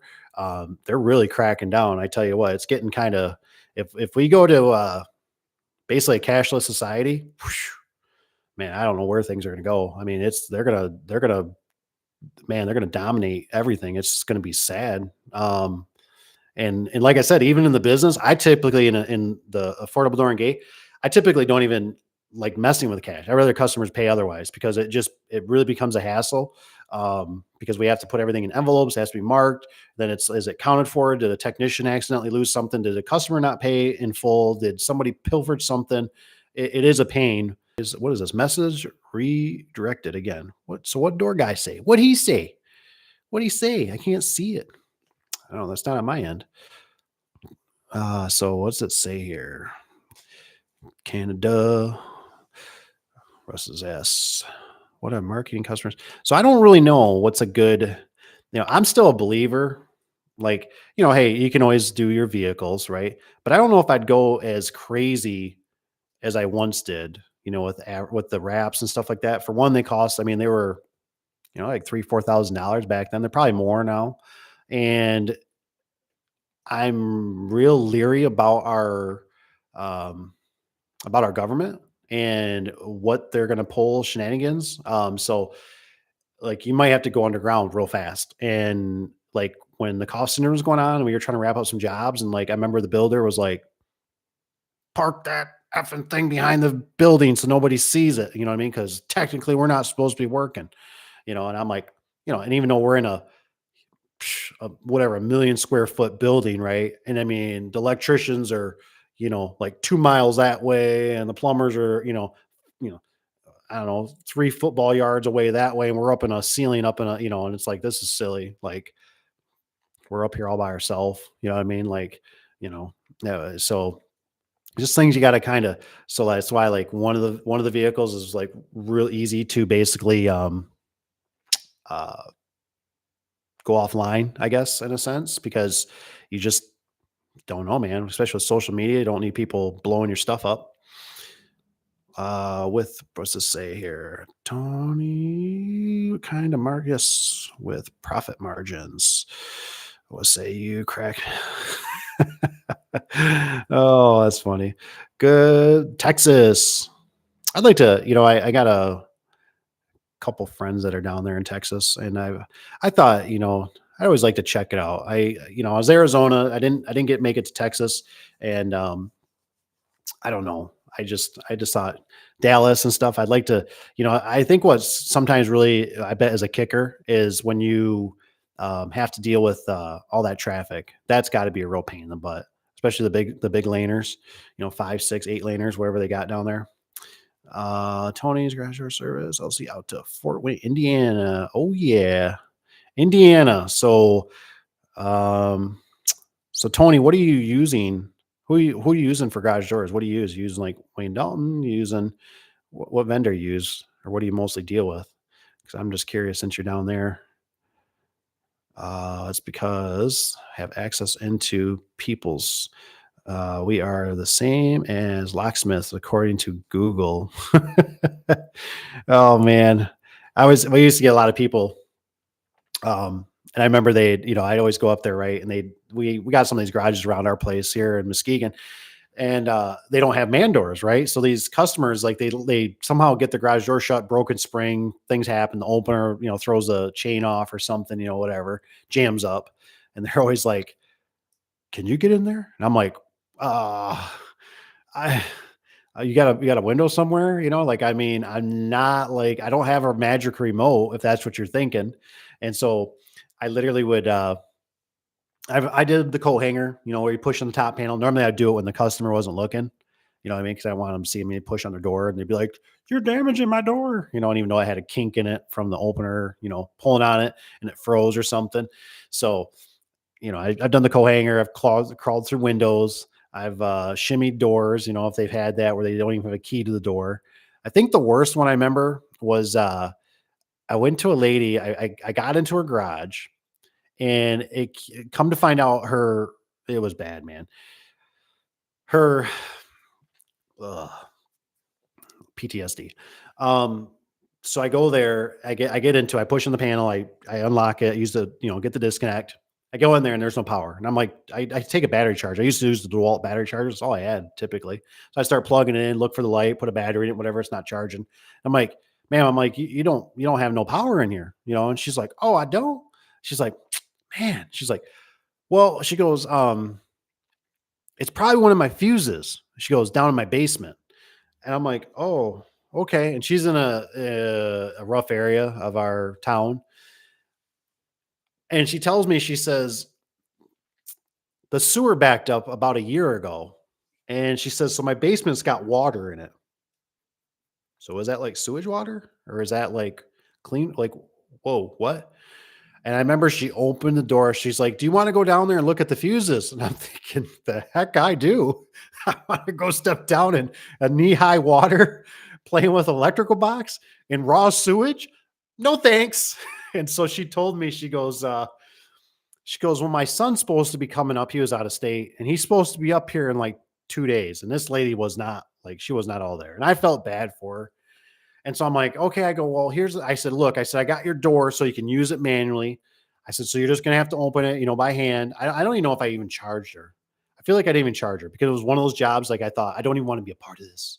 I don't even want to be a part of this. I'm not even going to charge her, because if I charge her and then her son comes up and he hears a story that's spewed a little bit, it's going to be, you know, "So you're up here and you charge my mom, a service call, and you didn't even fix it." And I'm like, so I just like, "Hey, you're all set." I was like, "When your son gets up here," which I was hoping, like, hey, maybe he's kind of more level headed and he's going to understand, and he needs to get this sewer problem fixed that's in the basement. Cause like I said, when I walked past, I was walking in my service vehicle. She opened up her door and it hit me, and I was like doing the, I was like, oh my god! And I was like, I don't know how she's living in there. And I seen she had windows open, and I was like, oh my gosh! And so I just couldn't get out of there soon enough. And a couple days later, I was literally hoping they would I didn't even leave nothing. I didn't leave no card. I didn't put no sticker on the door. I was just like, no, no, no, no, no. And I was hoping they would just call somebody else, and somehow they still have my number. So now I'm talking to her son, and he's like, yeah, he goes, you were over here. He goes, but you didn't fix it. And I said, correct. I said, here's the thing. I said, the garage, I said, has absolutely no power. I said, no power. I said, check all the outlets, no power. Lights outside don't work. Nothing works. No power. I said, so impossible to make a garage door open and work. It works off power. Oh, okay. All right. Well, I'll have to see if we can get that fixed first, please. And so, oh man, it was bad. Oh, Indiana. Let's see here. Door link, huh? Good friends in Texas. Great place. Nice. Yes, it is. Haas. Okay. Oh, so Tony, you might be able to answer this. I was a little bit bummed. I was a little bummed because I went to the IDA show a while back, a long time ago. I always thought, now did they just change this or something? I always thought that Haas had metal, like an aluminum bottom retainer for your rubber seal. And so I go over there and I'm like, all just got the chest perked up, shoulders up. I'm all like ready to shake hands and make a deal, right? And also I'm talking to the guy. I said, I really like your guys' product. And I was like, I really like they got metal, bottom. And he acted like he was like, we don't have metal. It's like almost act like we never did. And I'm like, really? And he's like, yeah. He's like, we've always had this plastic. And I was like, oh man. I was so bummed. I was bummed because I was just like, I wanted a bottom metal retainer because for here we get stuff that's frozen. We get chipmunks, we got mice, and they'll eat the stuff. You know what I mean? So I was really bummed. When I was like, can I upgrade it? Or can I? I was just like, oh man, because the thing was, years ago I did use Haas, and I used them only for a short bit. I don't know what happened. I can't remember, but I remember their track was all preformed. It had the rivets in it, which was kind of nice. So you just slammed them up, especially if the jams were right? You just boom, pop them up. You didn't have to do no adjustment. They're all riveted. So that was great. You just boom, put them up, zip, zip, zip. And it was kind of an inconvenience if it jams weren't quite right, and you had to drill them out, and then you had to put anchors in it or track bolts. But their product seemed really solid. I mean, I seemed like I liked the color scheme that they used. I liked their product. I was really happy with it. And I was so disappointed though when I heard that bottom. I was like, oh, it's like the bottom retainer on an insulate. I was like, it's plastic? Dang, man. I was like, and then when I watched those guys do the AMAR ones, when I was there was like 3 guys there, like 2 were sales guys that were just traveling through. One was like the guy that ran the place, and they were putting a door together for me. And I watched them put that bottom seal in it. Like it pops in. It reminds me of like you guys remember those bands they used to put on your wrist and you slap it, a slap wrist bracelet. I don't know what they're actually called, but they spin around. They tighten on you, and then you can pull them back off, pull them straight again. That's what it reminded me of. And I remember watching those guys trying to get that in there and popped it in there. And I mean, they were fighting that thing. And I thought, jeez, you guys are doing that in this nice heated building, no wind and climate control with elevation, the door's sitting elevated and you're fighting this. I was like, how do you think I'm going to be out in the field fighting this thing? I'm going to be going through hell, what am I? And of course, that door that they did, right? It looked fine to me. They put it all in there. And I remember that I went to the customer, and I still to this day I couldn't find another. I thought for sure the customer hit it, and he calls me. He says, "Hey, the bottom seal fell off," and I'm like, "Huh?" And I went out there, and I remember I couldn't find any nicks on it, so I'm out there with my knee propped up. I mean, I could have really used a second person, just having a heck of a time getting it finally clipped in there and got it. And I banged on it, with a hammer and screwdriver to really lock it in. And so it was just, I was kind of disappointed. I was like, come on, Amar. I was like, we need, you guys just like, am I like the only one? I feel like I'm the only one. I'm just really picky about my bottom seal. You know what I mean? Like, I don't like, Wayne Dalton does, was it the 8,500, the cup, right? The cup one was the one that I remember, couldn't believe it. Customer had 3 doors. I did it for him. I felt like a rock star. and he ends up, his neighbor calls and thinks his garage door because it cups it, on the outside, so it leaves black. And he's like, "Yeah, my neighbor says he thinks my garage door is open. He says I don't like that black." And I'm like, "What am I going to do about that?" So I bought like aluminum retainer from, I think it's Action. Does anybody use Action Industries? Is that Action, something like that? Um, and I thought, oh man, so I don't even think I charged them extra for it too. And those things, aluminum was expensive to buy those even back then. Uh, is Tony says, "Hey Dave, the best thing to do when you can't stand the smell is to put Vicks vapor rub under, yes, under your nose. It helps." I never had. I had this lady, right? Like I said, another bad area of Muskegon. I go out there. I think I had the little Ford Ranger at the time that I was driving. I get out there. I forget what was wrong. I think maybe she had like a broken spring. I don't even, it probably wasn't a broken spring because I wasn't there super long. She probably had a cable off, but it was like an older door, smaller, 9x7, right?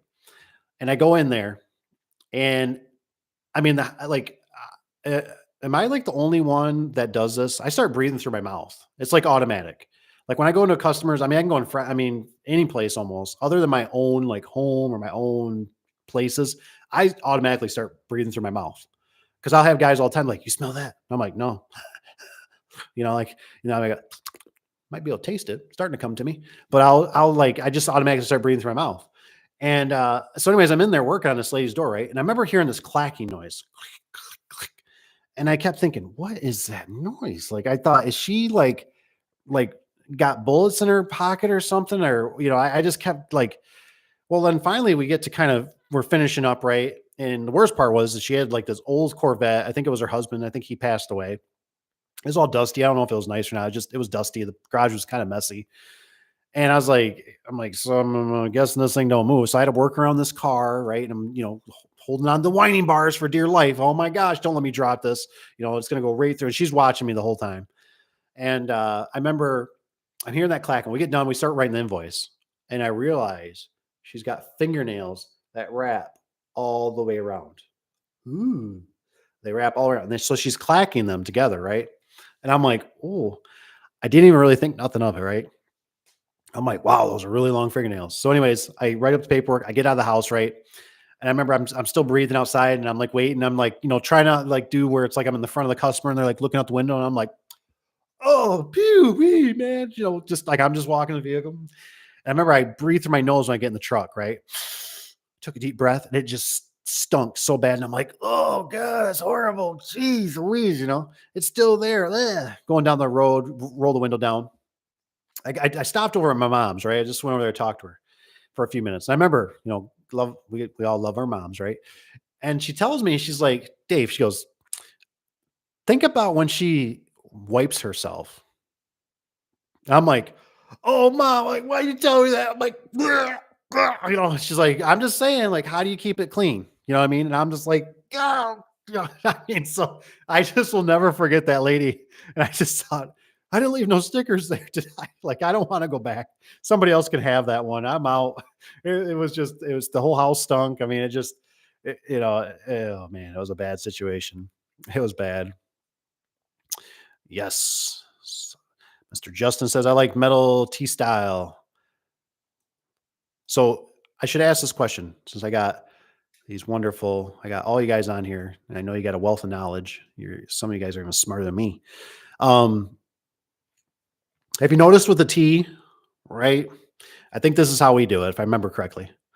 There's different T sizes, very, very slim, slight, right?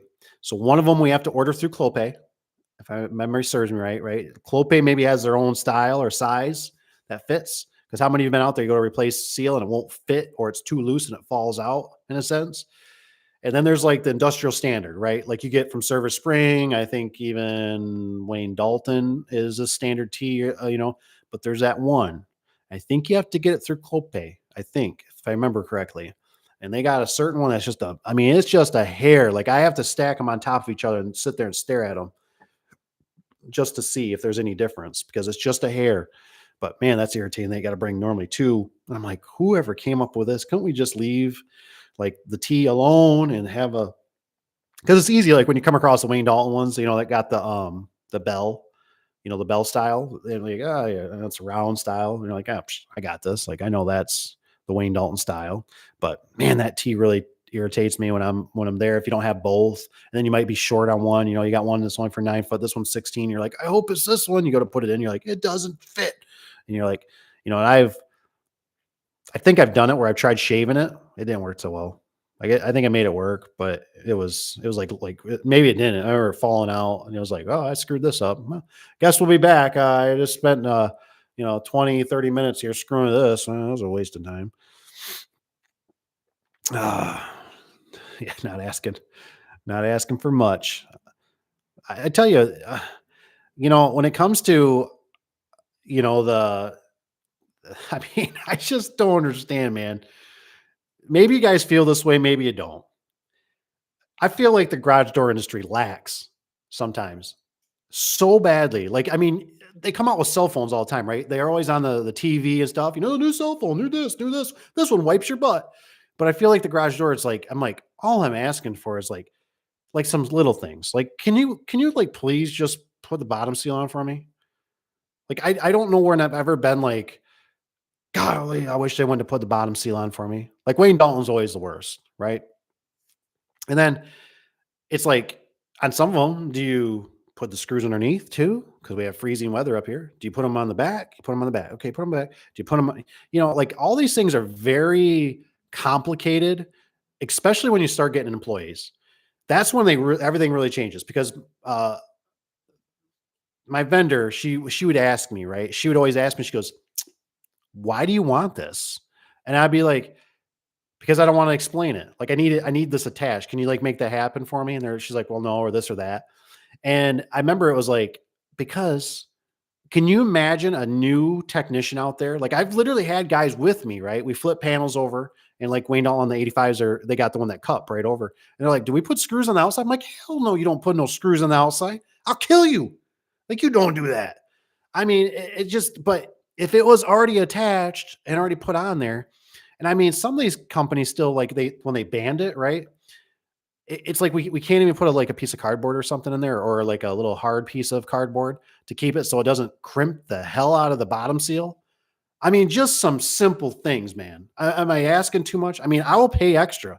Can you give me the deluxe packaging? It's an extra $10. I'll pay it. It's an extra $20. I'll pay it.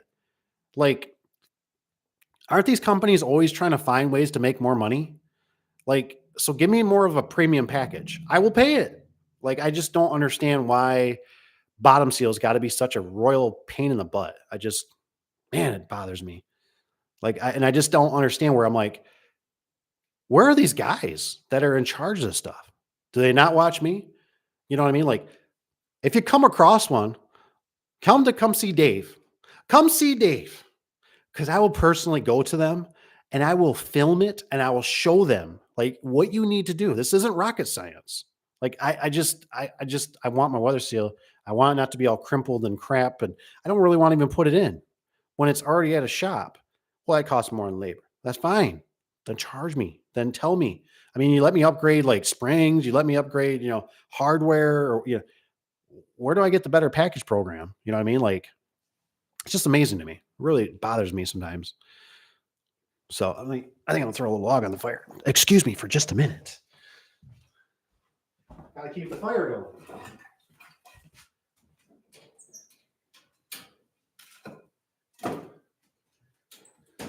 Oh, bottom seal, bottom seal.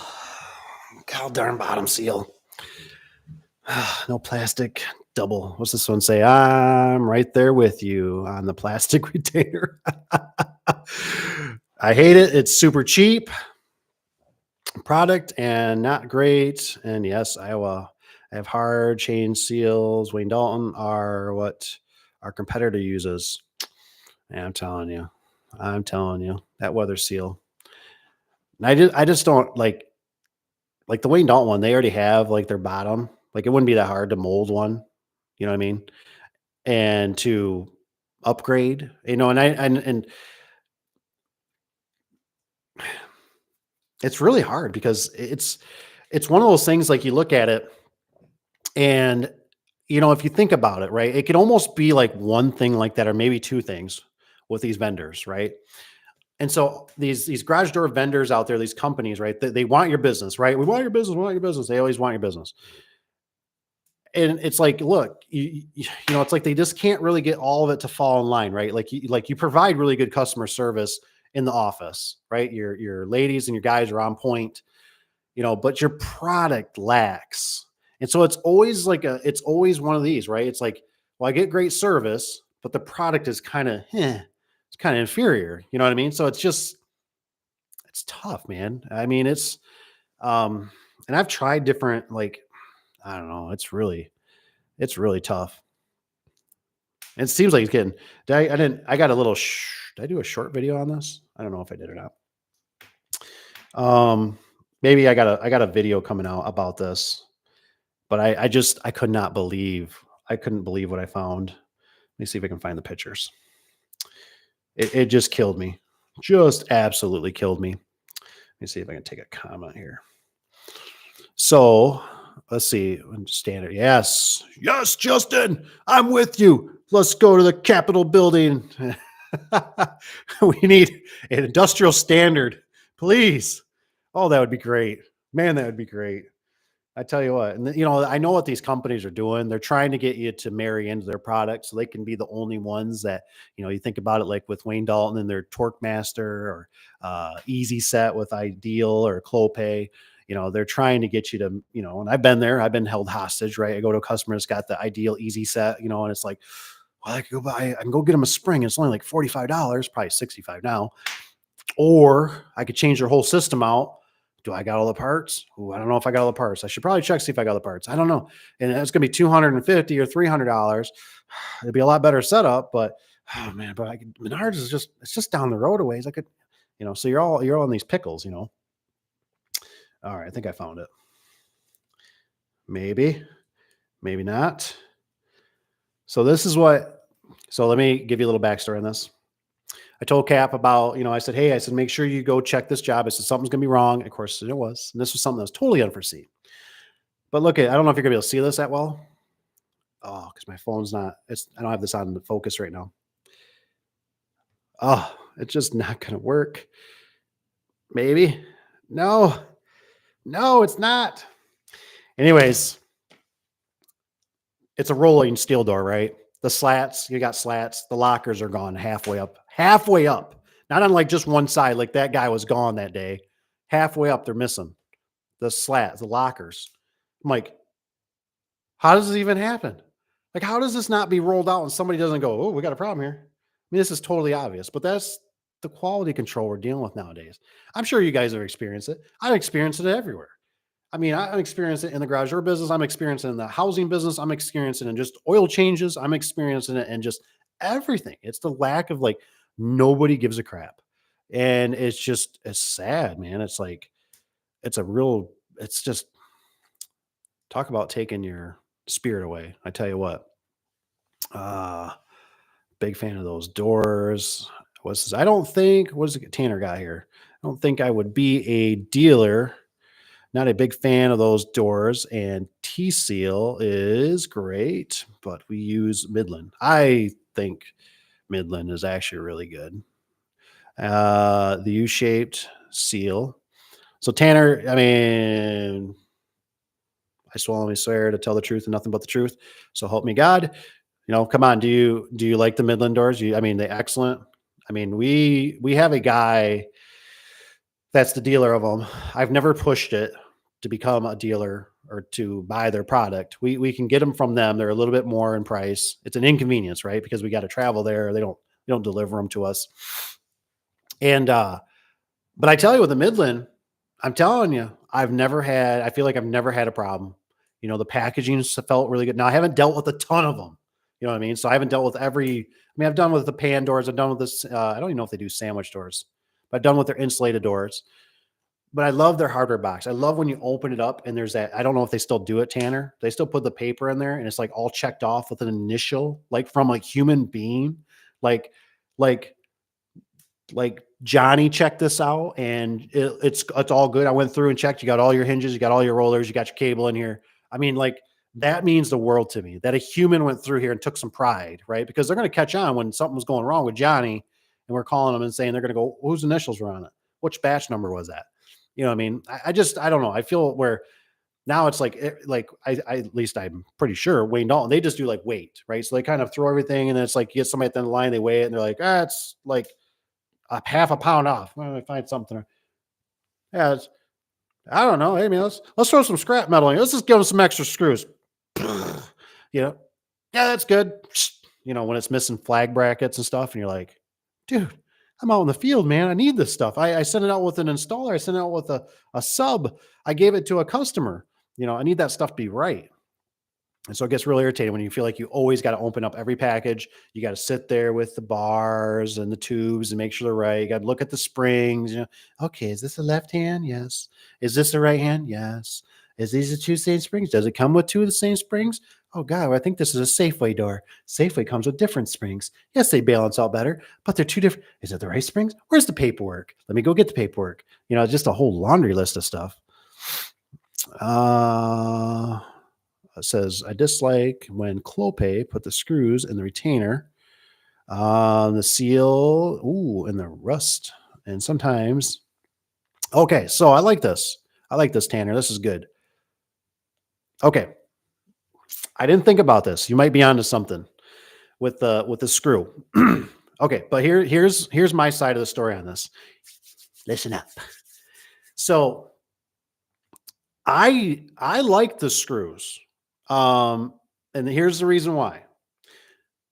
I like the screws and the weather seal, right? Because then I know the weather seal never moves.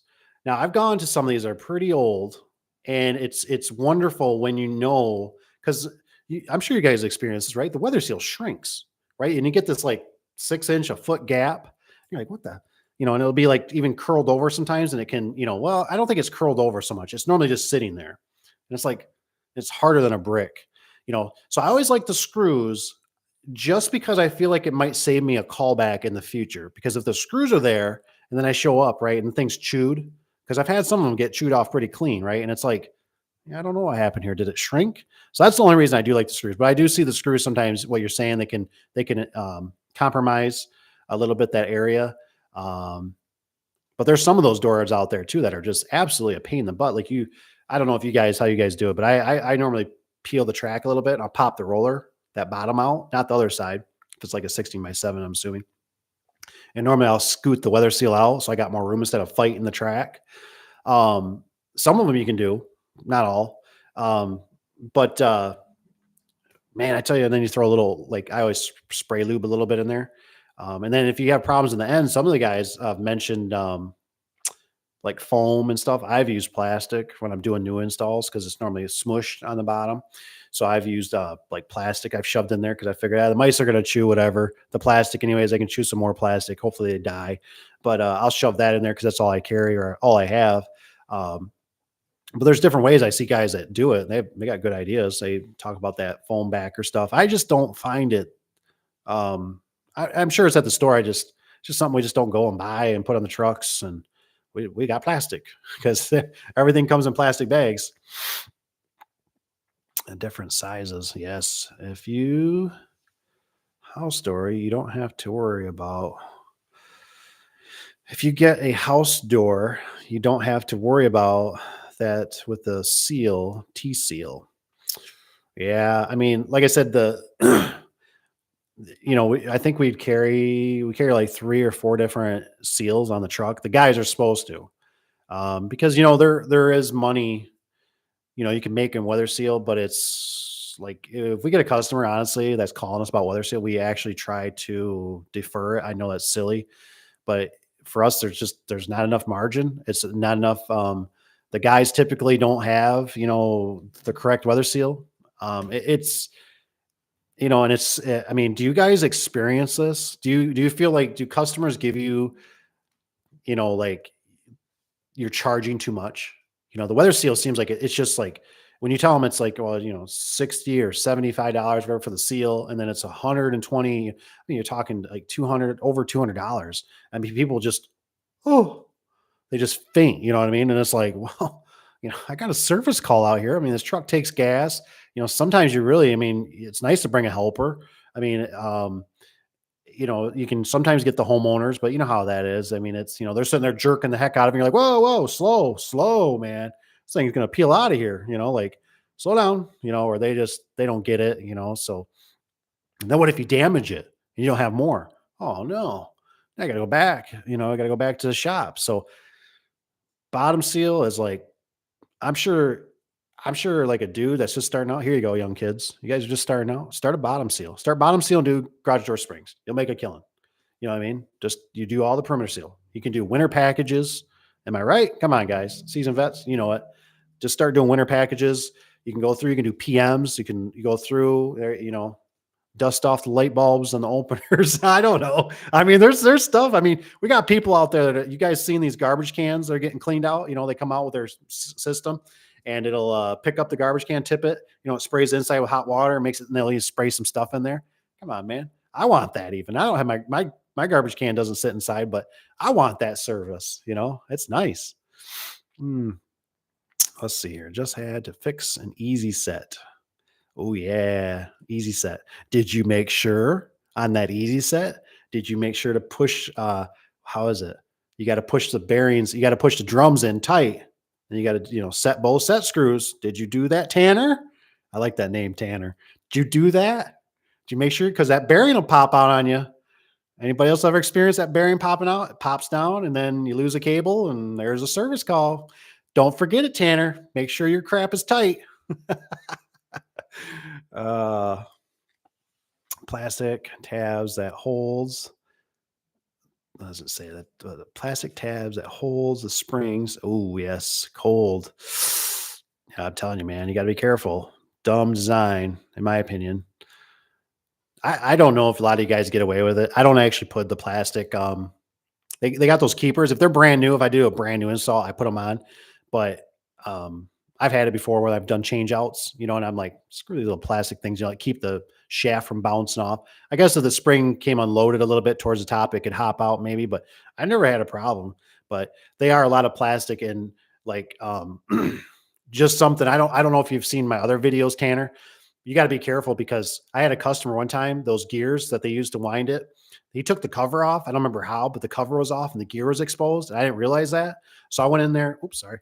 I went in there with the old school. I started winding the spring, and the gear that was attached to the spring, it came out, and that thing blew up on me. I remember it knocked my hat off. I dropped the winding bars. I mean, I was lucky I didn't lose a finger or something or an eye, and that was really scary, man. So I'm not going to say I won't ever do them again, but I really try to. That one picture they show on like Facebook where the guy's like, and then it shows something good and he's like, oh yeah, that's kind of how I look at it. Like because my nephew just had the problem. I don't think he got him tight and the bearing dropped out and I said, well, that's why you learn that the customer bought him. It was for a friend and he's learning. I mean, it's all good stuff, but it's just hard school knocks, man. I tell you. Let's see here. I love Central. I've heard some things about the North Central door. I never touched them, so I don't know. So that's good to know. So North Central doors, come hit us up. Come find affordable door and gate. Come see Cap. We need some good products. We need some good products at a cheap price, right? Isn't that how it works? But that normally doesn't work, right? It's a trade off. So, but we like good products. There's no doubt about that. Let's see here. Hardware boxes, packages, size, length. Did I jump one here? Yes. Great paper. Oh yes, paper. Springs, length, and wines, but Midland is great door. My number 2 brand. That's cool. I hear some guys talk about CHI. We've dabbled. We get CHI when we have to replace sections from they seem okay. I don't know if they're horrible. I don't remember too much bad about CHI. I haven't touched one in a while. I don't know about the screws, but I roll bottom seal in. Oh, yep, that's a good idea. Yep. I do the same thing. I tuck it. So I cut it, normally leave it, I don't know, like 2 inches or so, and I tuck it in there and That I do that on any like the Wayne Daltons and stuff like that to also help keep it from scooting. So that's I always do that too. But see, the thing is me and you know that, right? We've been doing it for years, or we've been burned, or been beaten, or whipped. But it's hard when you get a new guy to always make sure you explain that. And then if you're dealing with different products, and that's our thing sometimes, we don't have a solid 100% guaranteed vendor that we use because in our industry, right? Even in our area, right? We don't have all the same garage door manufacturers. So if you replace a couple sections, a bottom section, or you get a customer that's really sold on a certain brand or whatever, so that's where this gets to be really, so you order it, you bring it in, you forgot to tell them, right? They install it, you go back there 2 weeks, 3 weeks later, if somebody's complaining about snow or rain or whatever, it's drifting in. That's where stuff gets to be a real pain in the hiney. If you're a solo guy, life is a lot easier. But when you start bringing in employees and new guys and you got to train them, there's so many things. I worked with my father-in-law. I'm sorry, not my father, my stepdad.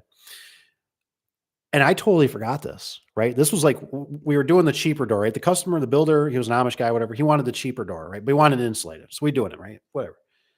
And I forgot, right? Any of you guys experienced this with the Wayne Daltons? We're using the TS 125. Those damn TS 125s. If you use the normal screws from like Service Spring or anything like that, the most common self-tapping metal screw, you can put a hole through the door. And I about my heart sunk, man. All of a sudden we're zipping this door. We're in a rhythm, man. We're working good. We're just stacking the door. And all of a sudden I'm like, where are you getting those screws from? And he's like, right here. And I'm like, where? Here. And he luckily he was using the right ones. And I'm like, oh my gosh. Now he's got it pretty beaten into him over the years with me that you always use the short screws that they send you with because you'll put them through the door. So, I mean, just certain things like that that you can overlook. And I've done it personally where I've been music's blaring, just ripping away, man. And all of a sudden it's like you peek over to check how your finished product's looking on the outside. You're in the scissor lift or whatever. And you're like, oh, damn, there's two holes. What the? Oh, man, I just put two holes in this thing. No way. Another reason why you don't use those doors, right? I mean, it's just one of those things that you just almost shouldn't even, but you try to get a bid, you try to get a job that a customer, they want it cheaper. It's tough. Oh, let's see. Let's say last month I acquired 54 steel back panels and attempt to establish a dealer account with Haas and Clopay. Ooh, did it work out? Did it go? We were always gonna. They've had different ones that were gonna use us. We just never we never kind of went with it for some reason. I was going to start ordering like just slabs. Company that went out of business, been in Muskegon area for many years. That's how they used to do it. I mean, they used to have just anything you want to insulate. It was like it went across the board. It was like here's the commercial, here's the residential. They were all the same panels. They didn't have the end caps. I forget. I think they were called the Wayne Mark. They were pretty cool. It worked. Did the job. It sold a lot of them. I've taken out a lot of them. Last month, yes. About the screws, but 3-inch. Unfortunately, I did not receive response to my email. Oh man, do you have a dealer account with any manufacturer? And if yes, what percentage of savings do you? So I'm not as big as that. Um, so we do have accounts. Like we have an account with Wayne Dalton. We have an account with Clopay. Um, I don't know if that's going to be so. The only thing you can do that's a big help for us is like once you start growing, our biggest thing would be travel, right? Travel. We don't have a guy in a truck that we want traveling. Our closest one for garage doors is 45 minutes an hour away, one way. That's not very productive for us, And there was a guy in town that was doing it for a long time. I don't know if he just got bad credit or whatever. He'd literally that day they pick up a pile of paperwork, they go through whoever they're going to do, and they'd send a guy out that morning. They pick up, they come back, install it in the afternoon. That worked for them. Whatever. He's not in business anymore, so maybe it didn't work. But a lot of these places are like, I don't know how to say it.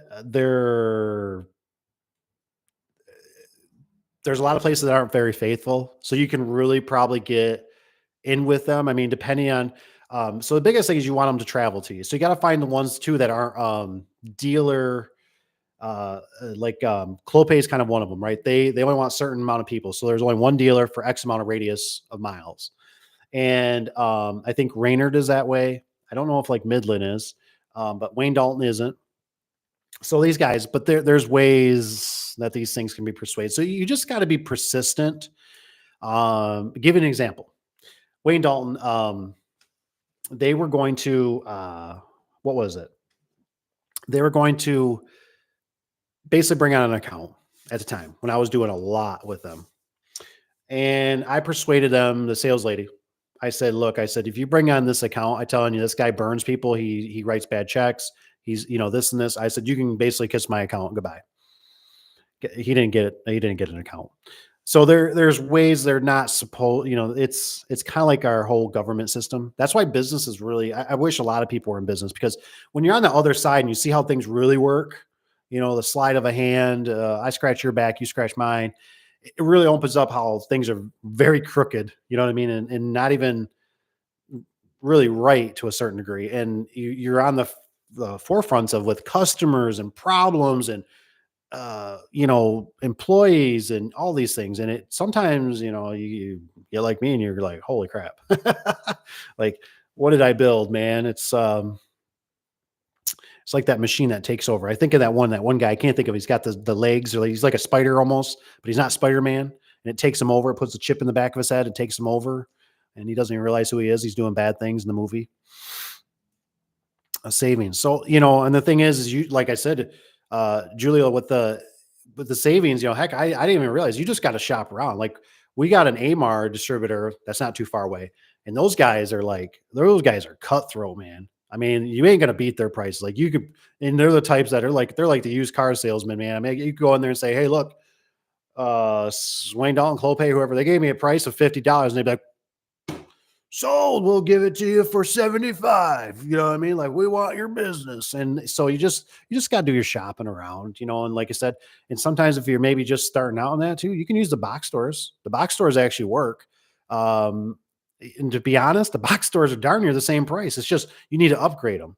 And that's where it can get a little bit more pricey, but you need to get the springs turned into torsion springs instead of easy set crap. You need to make sure they got good rollers. I thought about doing that at one time. I thought, I'm just going to start going in here and I got to pay them up front. It just, because sometimes the stuff behind the scenes, it's like they start billing you and you didn't realize they're not charging you tax, and it can start getting really kind of messy depending on how big you want to go. So what's Tanner say here? Yeah, the drums are keeper for the bearings. Oh, that's cool. I'm glad you said that, because I thought I was the only one that knew that. To lift the door up slightly to tighten. Yes, other screw. Isn't that a bear? It's like, who the heck engineered this? When you got to lift those doors up on those easy sets to get that second, then you got to use Allen's, and it's like, we got them. I think they send you with one, which is good. I'm like, all right, my hat's off to them for at least sending you with because if they didn't, it's like, I deal with 7/16 stuff, man. I don't got no Allen wrenches. Come on, bring that door to me. I bring that door. Oh man, Rich. Isn't that how it is? I mean, that's kind of what I try to explain to guys. Sometimes in the business, make your money, invest it into other things. You know what I mean? I look at it, and it's either franchise. It's hard to scale out because you're a servant to workers, and workers are becoming very hard and very few, and good craftsmanship is just, I think it's just going out the door, honestly. It's not to say there's guys out there. I know there's guys, there's you guys, there's me. I mean, we're good guys. I know that. But there's just the rest of the bunch. It's just, sometimes they're just, oh man, it's just getting so tough. And then when you're dealing with product issues, which it seems like it's either the same or it's gotten worse. And it's like nobody cares, right? And you're getting to be so automated now. And like I said, it'd be easier probably to go get a 2x4 to frame a house than it would be do garage doors sometimes, because those parts, there's certain parts that you're like, dude, I can't forge this thing. You know what I mean? I can't go down to a local hardware store, but if you need you ran out of 2x4s, well, you got Lowe's, you got Home Depot, you got Menards, you got the local Ace Hardware, whatever it is, a local lumber mill. You know what I mean? So it's just, it's getting tough. And even like, with Wayne Dahl, I had some certain people that were in there that they were my heroes, and they've either moved in positions or they've retired, and it seems like the new ones that are coming up, they it's like they don't get it. You know what I mean? And I always liked hearing that a lot of these guys that I would buy stuff through the vendors and that they actually were installers. And it's not seeming like it's going that way anymore. It's more just who can answer the phone, who can march people around, who can tell people what to do, who can look at the numbers, who can make sure we're not getting our theft is getting under control. Um, and those guys can add such a touch when they've been, like you or me, that actually been installers. We know what it feels like to be out in the field, putting that damn bottom seal on with snow or rain hitting us in the face, just sitting there cussing, going, why isn't this already put on? Why am I putting this stupid weather seal on? Or the weather seal's already thrown through it, or it's tucked nice, or it's wrapped nice. The package is done nice. I mean, all those things add up, right? Because you want to be done with the customer, right? And you're the end, right? You're the front lines, you're the end of the line with the customer, right? It's all done. They look at it, it looks great. You did a great job. Here's your last payment. Here's the last check. Here's cash, whatever. But if it's got dents in it, it's got scratches. No, man, you took all the zing out of it, all the fun. Now it's like, oh man, and they're sitting there and they're asking, is this kind of common? And you're like, oh no, this isn't that common. It is kind of common. I'm getting sick of this crap. Why are they doing this to me? So I don't know. Ring the door. Yes. I don't use the easy set. I just mount it all and use whiny bar. Yeah, that's kind of how I do the easy set typically. I've gotten lazy sometimes too, though, because you can't use an impact. You got to use a drill. So I use a drill. Sometimes it almost takes out to me, the brain power. Like that's the way they want me to do it. That's the way I'll do it. That way I don't got to even just, and you can turn it and then you can keep feeling the door. I mean, I get it for homeowners. It is kind of nice, but you ever notice? You ever notice with the easy set? It seems like no matter which one I ever do, and I don't even know how to fix it. I think it's because they got the plastic in there. They pre-stretch them or whatever. They always squeak, right? The door goes up. They always squeak when they go up. They're annoying. It's like, this is horrible. And I remember I had a guy, I steered him wrong. How did I do it? I told him, I said, don't buy a door from Menards. I said, you can buy it from Home Depot. He was looking for a certain color. He didn't want to buy it through us or something. I can't remember. Well, he bought the darn thing through Home Depot. Well, Ideal is Clopay. Well, Home Depot sells Clopay. So he got the easy set, I think it was, for door or whatever the system. And I'm like, oh no. And so I remember, I think I installed the doors for him. And he told me, he's like, how do I get rid of this damn squealing noise? And I'm like, I don't know. I sprayed it down with oil. I'm like, I don't even know where it's coming from. I think it's like I said, it's inside the spring, the plastic being pre-stretched. I'm like, it is what it is, dude. Like, I'm sorry. Just live with it. I really apologize. So easy set are definitely, you get what you pay for, unfortunately. Let's see here. Midland is a north central radius. Dell is like 50 miles. Ooh, 50 miles. What about Tanner? What about do you got like a Lowe's? Do you got like a Home Depot? You definitely got to work with somebody. It takes time. Don't get me wrong. It takes time. I don't want to divulge all my secret. I guess Tanner, if you want, I normally always put my email, the Daveadubson@gmail.com. You could always hit me up. I can either shoot you my phone. We can have a conversation a little bit about it. I do know a couple tricks that I don't want to, because my competition does watch this. So I might be able to help you out with some ideas to possibly get a vendor. But the biggest thing is it takes time, unfortunately.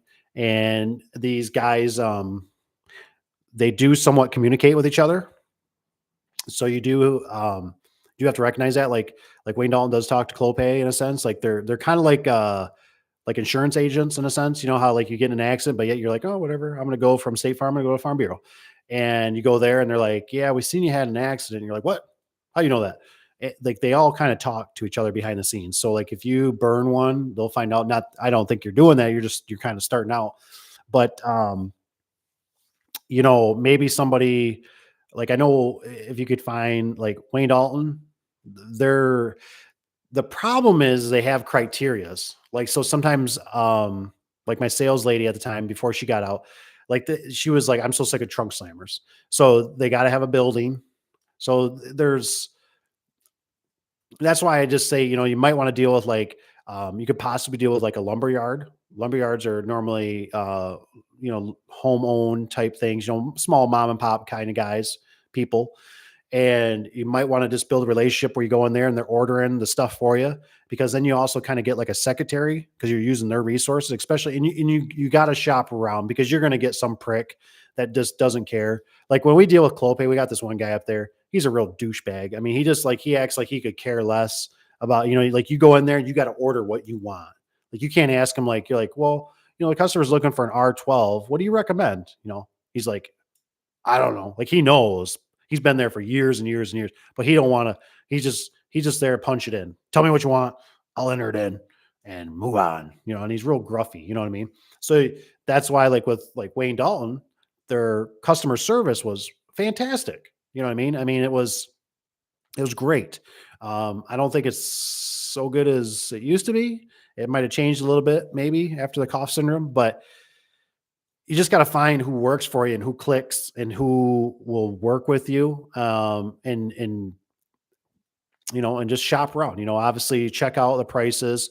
What are they going to charge you per door, and tell them, say, hey, I'm a builder, I'm a construction guy, I'm a garage door guy, and that's also a great way because you're buying product, right? And now you're around, so you're rubbing elbows with people, and they might say, hey, Junior over here he does garage doors. You want him to install? Yeah, that'd be great. Cause sometimes, these local, old people are good for it.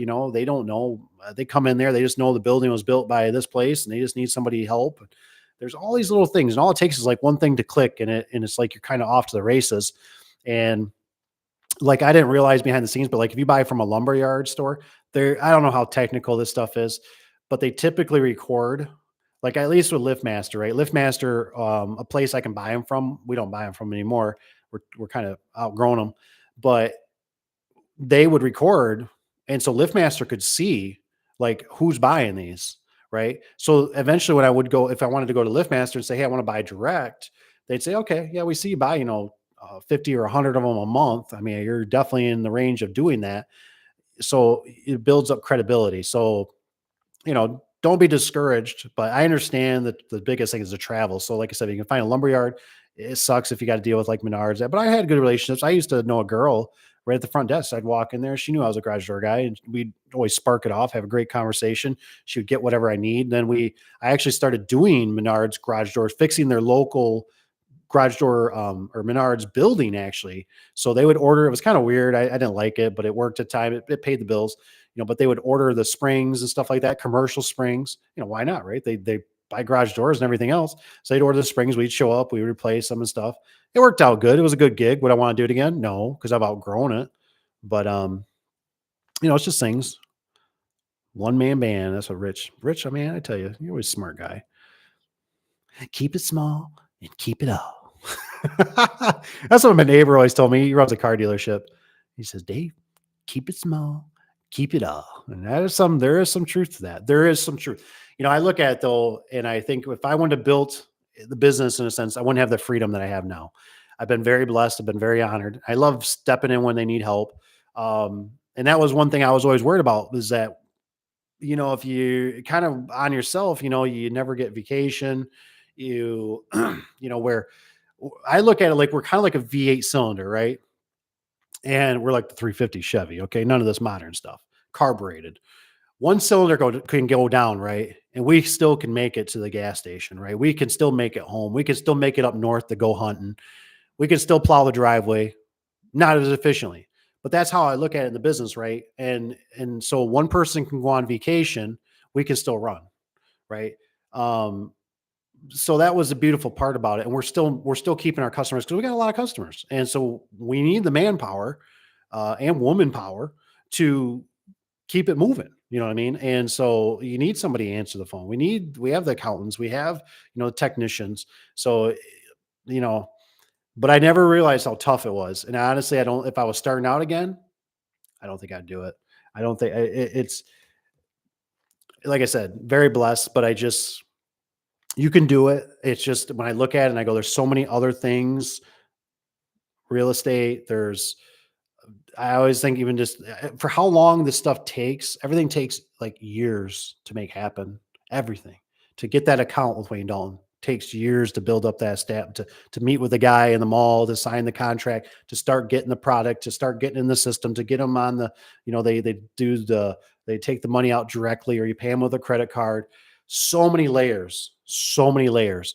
And then all it takes is one bad, let's say technician to go install a door and somebody's blowing you up on social media that was never here before. And, it just, and then you got to train them, you got to teach them. And then you possibly do all this investment, right? And then they run off on you, right? And they go, oh, I'm going to go be a millionaire. And you're like, yeah, go, good luck. You might as well stay here, make the money. And we all work as a family, you know what I mean? And you can take a vacation when you want, because now all you're going to do is you're going to be, and that's the thing is like a lot of guys never seen, my guys, I'd show up at the end of the day, right? Because I want to make sure, I talk to them about how their day went, how this job went, is this done, is this complete, and they sit there, they walk in, and it's just that whole, like, you know, um, insight, on kind of on in the mind, so they just go, oh, it must be nice sitting here, air conditioning and heat all day. And it's like, I've only been here for 30 to an hour and I'm sitting here doing all these estimates. And then when you leave and punch out, I'm still going to work for another 3 to 4 to 6 hours because I got to make sure that tomorrow goes successfully. And I got to go tonight and go check out this one job that you did 2 days ago that didn't work out so good. And the customer thinks you did it wrong, and it goes on and on and on. Easy Springs, you need to spray the interplastic tube. That probably makes sense. I've tried spraying the springs, and I mean, I sprayed them like thinking it would kind of saturate through, but I've never, because I don't think they already come pre-formed. So it's like I never like tore them apart, so you might be onto something there. But they squeak, man. I'll never get that. I sleep at night. I still think of it. Brand new door. It's squeaking like a son of a gun. We have a Menards, but it's like 30. Oh man, for Midland dealer have been for 3 years. I just have people how I'm tired to get it that are not great to have that. Yeah, it's I think Menards leaving. Does Menards deliver? I don't know if Menards delivers, if they'll deliver garage doors. I don't know if I trust them, right? Because, man, that stuff all gets, the more it gets handled, the more it gets all banged up. So I would definitely be considering not doing vinyl back doors. It'd only be non-insulated or it'd be steel back because too much damage on vinyl back. And I wouldn't be dealing with that crap. So either the customer gets 2 options and you get your window sections, and obviously, but you just got to keep plugging away. Sometimes you got to call them. I mean, I get down and dirty, man. Like sometimes if you got to drive there even, and you got to walk in the front and just say, hey, I'm a dealer. What do I got to do to start? I mean, all it takes is one person. All it takes is one person. It could be the CEO. It could be the head lead guy. It could be the salesperson, right? The salespeople are what you really want to get a hold of because they're always typically hungry. And especially what you got to do is you got to go after the young ones, right? The new ones that come in, they think they're going to save the world. Oh, I'm going to get all this business. I'm going to get all these sales. So they are going to eat up everything, right? The seasoned ones, the older ones are the really tough ones to get them to, because they know your game, right? They, he's going to come. He's going to start ordering stuff. We're going to get a CO for him or whatever, blah, blah, blah. We're going to get him an account. He's going to bail on me. He's going to burn me. He's going to tell other company. So it's not that it can't be done, but it's just like, I mean, my first one was actually the guy that ran the Wayne Dalton location. You know what I mean? Like it wasn't even the sales lady. I didn't even know I had a sales lady. And it was a bummer because I remember I was always dealing with the secretary. And I said, so you're not getting no commission off this? And she's like, no. And I'm like, so you're just like hourly? She's like, yeah. I'm like, but you're my salesperson I've never even met. I've never even seen. I don't even know her name. She gets commission on all these doors. She's like, yeah.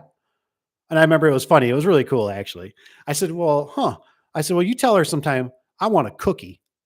I want a damn cookie for all the sales I've been doing. And I don't know, it was like a few weeks later, something, a month or whatever. She was cruising through the area, right? She stopped in. I wasn't there. She left a cookie on the desk. And one of the guys comes and goes, hey, lady from Wayne Dalton, whatever was here. She says, you wanted a cookie. So she left you a cookie. Man, that made my day. That really made my day. That was pretty cool. So, but that's the type of people, like I said, I feel like we're missing, that we've lost, those smart ankle things, right? The really just passionate. And she installed garage doors. She understood it. You know what I mean? I feel like that's the thing, man. They got to go through it, right? You can't be a marshal or, a captain of a ship if you've never drove the ship or, you've never directed, you know what I mean? Like you've earned this, and that doesn't seem like it's happening anymore. It just seems like it's like, oh, you know how to manage? You come from Nike? We're not selling shoes here, but we're selling garage doors. You think you can do it? Yeah, I think I can do it. Okay, come on in. You know what I mean? And then it's like you got some guy you're calling and they're like, man, it's a lot different than tennis shoes. And you're like, you think? Do you understand the difference between bottom seal, the tees? Do you really understand?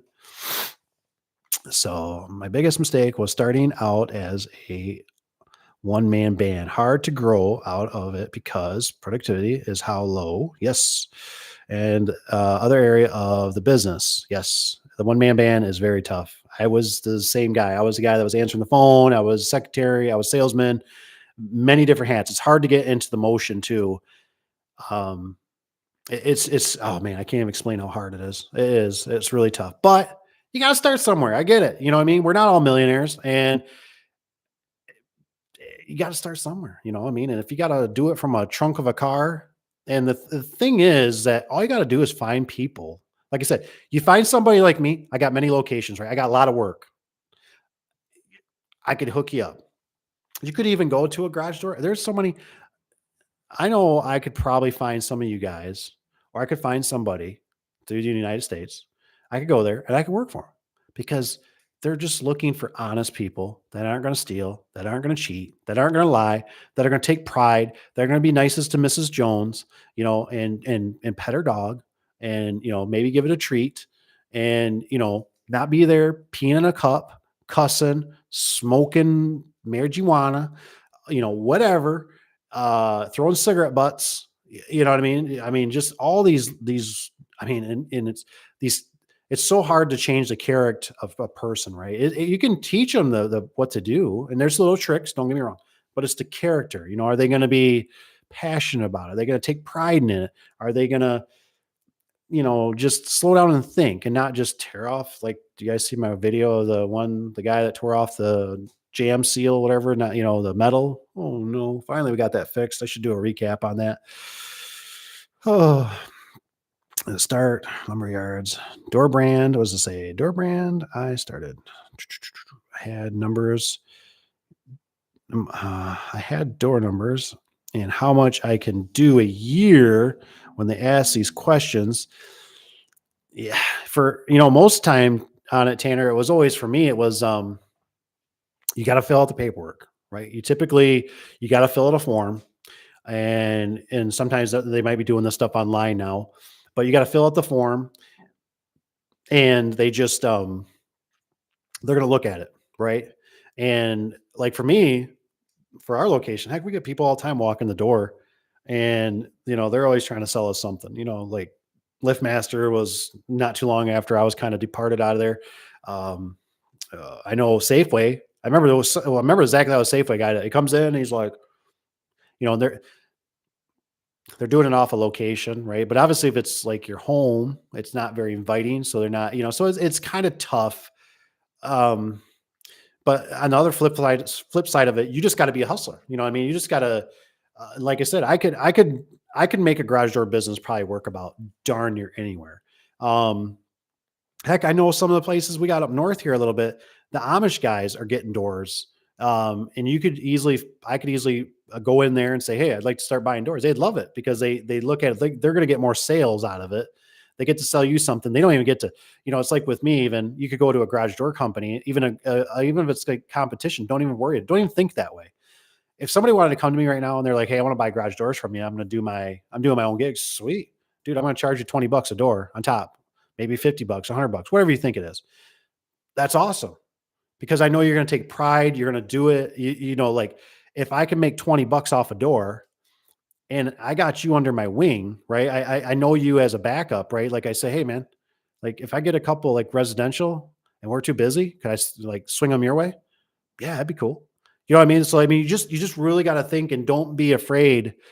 Um, just go out there. You know what I mean? And just ask and be humble and just be honest and just tell them what you're trying to do and say you're passionate. And like I got so far with customers, it was unbelievable when I would tell them, I say, "I'd really like to do this job." I think that resonates with people because we live in such a detached world now that everything's just AI, it's computers, it's just so cold that when you look somebody in the eye and you tell them, you say, "Hey, I'd really like to do this job. It's going to feed my family." You don't really got to go into all that, you know what I mean? But you can tell them to say, "I really would like to do this job. I'm really interested. I think this would be a really nice job to do. I think we're a good fit." You can go in depth. You got to feel it out, right? When it's the time, maybe the customer, or whatever. Just say, "Hey, if you find somebody that's, if my prices are off, would you please let me know either way? I'd just like to know for my own benefit." And honestly, I struggled with this at the beginning. Um, I was scared, but it's one of those things. It's just like in school or anything in life, right? If you don't ask, you'll never know, and you'll always regret not asking. And so just be open and kind about it. And if they're a jerk, oh well, man, that's their problem. They want to be a dick for their life, whatever. Screw them, man. You know what I mean? I got bigger fish to fry. Move on. Move on to the next. Don't be afraid. You know what I mean? But somebody could come to me even, and I'm not out there to rape them. I'm not out there to make $200-300.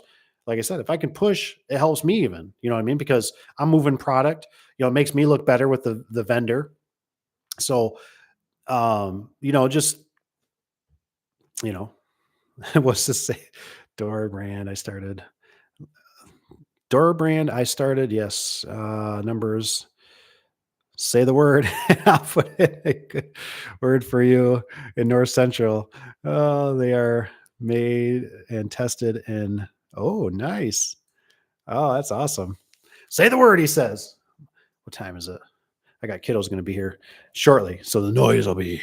So I gotta eventually jump off here. So if you got any questions, like I said, shoot them away. You can always email me too. Don't be afraid. I love reading the emails and going back and forth. And like I said too, Tanner, if you need some more in detailed depth about it, you can always ask me. I can give you my number, shoot you a text, whatever, call, email.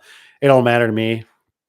I know some tricks. I can tell you one I know for sure how I got into Clope.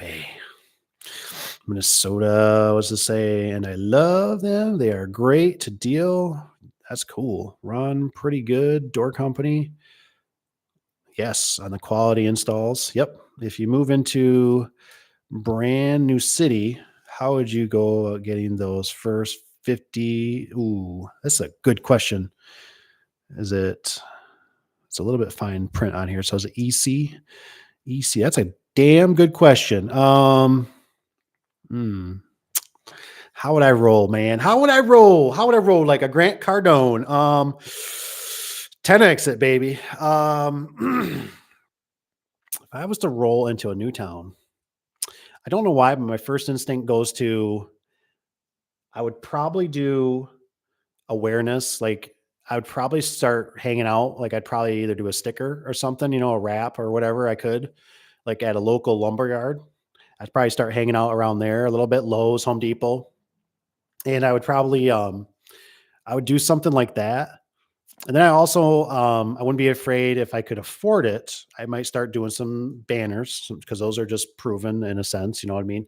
Because all this other stuff, I don't know if I trust this stuff. This whole Google AI, man, you can spend a lot of money and get no results.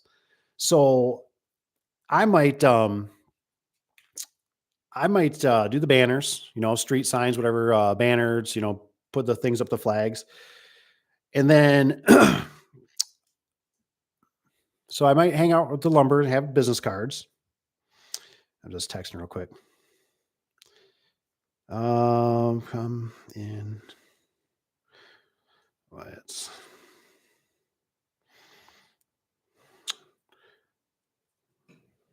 mm, we'll do that. So, like I said, the business cards that hang around, I might start going to like lumber yards. You know what I mean? Because these guys, everything's always changing. So they're always looking for people that are, that are willing to do it, especially for a cheaper price. So I would do that. I do the business cards. I do the banner signs. Like I said, the ones you can put up by, hang them on light poles, telephone poles, put them by intersections, whatever you got to do. And then I also, because Facebook is free, I'd probably start blasting Facebook. Next door is another one that's a free. So I might start blasting that. Um, so I'd probably start using these socials, and I would probably advertise something like, I can install the door for you. Like I would try to lean towards maybe, how do I say it? Like, especially with not a lot of money. So I'd like try to have them purchase the door and I'm going to install it. So they're dealing with like all the mess. Maybe you decide that you can chop it up. And I literally had a guy one time come to a job site, and it was a commercial, like a 10 by 10 door. And I was like, man, I really don't want to haul this thing or whatever. And I remember him stopping, right? I mean, this dude in a beat up old car, right, has the nuts to stop and ask me about, hey man, what are you doing with that garage door? I'm like, you want it? And he's like, hell yeah. He's like, that's scrap money, And I'm like, dude, take it, because we were under manpowered. I could have used a third guy that day, and it saved me from cleaning up. It was a nasty foundry door, so it was dirty, and so it worked out really good. I just thought, oh, have at it, buddy, take it away. So there's just so many different ways. It's just how much you want to grind, how much you want to hustle. You just got to get out there. The biggest thing is like you'll realize you'll be like, I can't even do this anymore. All it takes is, especially when you're a one man band, all it takes is one good builder, right? Or a customer, certain that'll start using you, and you're just like, oh, so now you're going, oh my gosh, no, I need to get another employee, and then you'll start going down that wagon. You'll start dealing workman's comp and everything else, liability insurance, and blah blah blah blah. Blah. So it says for a cost, for a cost, and it will be damaged. Oh, let's see here. Minnesota, and I love them. Let's see, it says, and they are a great deal. Yep, pretty good door company. Yes, install. I think I read that. So if you move, yep, brand. So 50 I originally got going with Angie's List. Oh, don't say that too loud, man. We all have problems with Angie's List. Originally, but they pretty much rate me. Yeah. And that's the thing. Like I said, if you can kind of afford it, I would say go ahead and you can try Angie's List, but I wouldn't do it again. It personally didn't work for us. It was a scam. They, like I said, they took our money. They it just didn't work, man. It was too hard. Like, and that's the problem with a lot of stuff. This all started back when I used to do the phone book advertising. I remember I'd sit down with these guys every time, and these guys would always wear like leather suits or leather jackets, and slicked hair. And they'd always tell me, we want to get on the front page, and this and that. And I always just told them flat out. I said, look, I said, the first time we're going to meet, I said, didn't even matter if it was renewal of the next year. I said, the first time we're going to meet, I said, I'm going to tell you right now.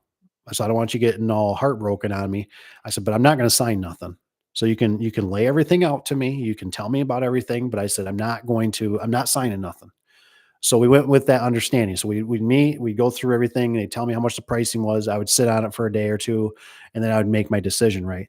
But they always tell you, right. I always remember them being like, well, this is, you're going to get, everybody's using the phone, but blah, blah, blah. And we were just starting to come out with the phones. And I thought, boy, I don't know. I'm starting to really like my phone. You know what I mean? My phone's starting to show like these internet things and Google, and we're texting more. And I thought, I don't know about, and I'm watching the phone book, this big to this big to this big every year, to eventually we don't even, who has a phone book anymore they use, right? And so they promise you these things, and you never have a chance. Now there wasn't one that I did it with what was it, pay per click, right? Pay per phone call. So they gave me a different phone number. I wanted to be out in the GR area, which is a huge area, right? And I ended up getting to be like on the front page of it, almost like the second one or something. And I paid dearly for that thing. It was At the time, it was $85 per phone call. Oh, that was a lot of money. You know, what I mean, I mean, especially for whatever it was, 10, 11, 12 years ago, especially when I'm starting out with, I don't even think I got $10,000 in the bank account yet. So it was a lot of money. And especially when everyone would be like, somebody be, I mean, like free estimate. I mean, these phone calls were so ridiculous. Hey man, I got this. Hey man, this. Hey man, this. And I'm like, this didn't even convert into a sale. And you just cost me $85, dude. It gets, so that's why I'm like, I'm more of a, like a physical, like, have the business cards, put them up at the restaurants, put them up at the gas station on their little boards. Drive around, if you see something, doesn't hurt, stop in. I used to do that. The success rate wasn't really that good, but they would sometimes call you later on. Sometimes you got something, right? Or they knew somebody, you give them a card. Just start getting aware, so that's a great question. Uh, but yeah, Angie's List. Oof, that's kind of like we did Angie's. We also did Home Advisor, and those things were horrendous. They gotten way out of touch. I think they've gone bankrupt, is my opinion. So I think that's why Angie's List is called Angie's now or something. It's like, yeah, okay. They got too big for their britches.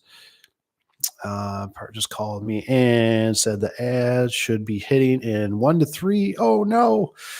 I guess I got the job. Oh, that's cool. Is this the one for, is this for Angie's List that you got the sky overhead door there, or sky overhead? Sky overhead, sorry. Called me and said the ads should be hitting in 1 to 3 days. I don't know. I missed the phone book. Yeah, I don't. The phone book. I don't. I. You have to let me know, man. You got to email me on that Angie's List if you're getting ads, because if that's who you're using. I don't know if you just said the ads, but they even Google's on board now where you can do the ads. And I don't know, man. I've spent some money through another business and nothing happened. And it's tough. It's tough. I don't know where he advertised. Well, just like I said, just keep an open book on it. I've heard it's really hard. So like a lot of these things I've really been thinking about, who was the one guy I used to watch? It was Toe Piglet. He was one that cued me off. There's a company out there. I think you have to have so much. You might have to pay a little bit of a fee, but you can get different credit card numbers. Or if you just have a credit card, just use a random credit card, a different one than one that you have everything linked to, because it's so much easier to drop that credit card, just cancel it or whatever you got to do, than it is to sometimes get with like Angie's List or some of these other companies I've dealt with, because they're a nightmare. Like they want, we got to have a written consent, and then it's going to take 2 business weeks or blah, blah, blah.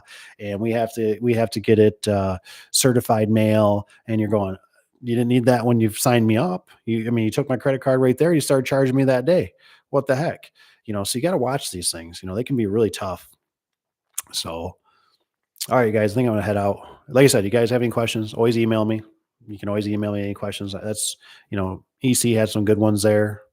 Rich always makes me laugh. I'm glad you're here, Sky Overhead. Like I said, let me know too. Let me know if you're doing Angie's or what he's doing. Cause, I'd like to know your experience, because I still get people that message me on my Angie's List video I made a long time ago. That's just like, it was a scam. They screwed me, so hit me up. Let me know how it goes. There you go. Cheers all. I think I'm gonna leave it at that. All right, guys, take care. I'm gonna leave this one up for the next generation. So take care. We'll see you on the next one. Have a good night. Good Christmas. If I don't get to wish you a good Christmas, we'll see you.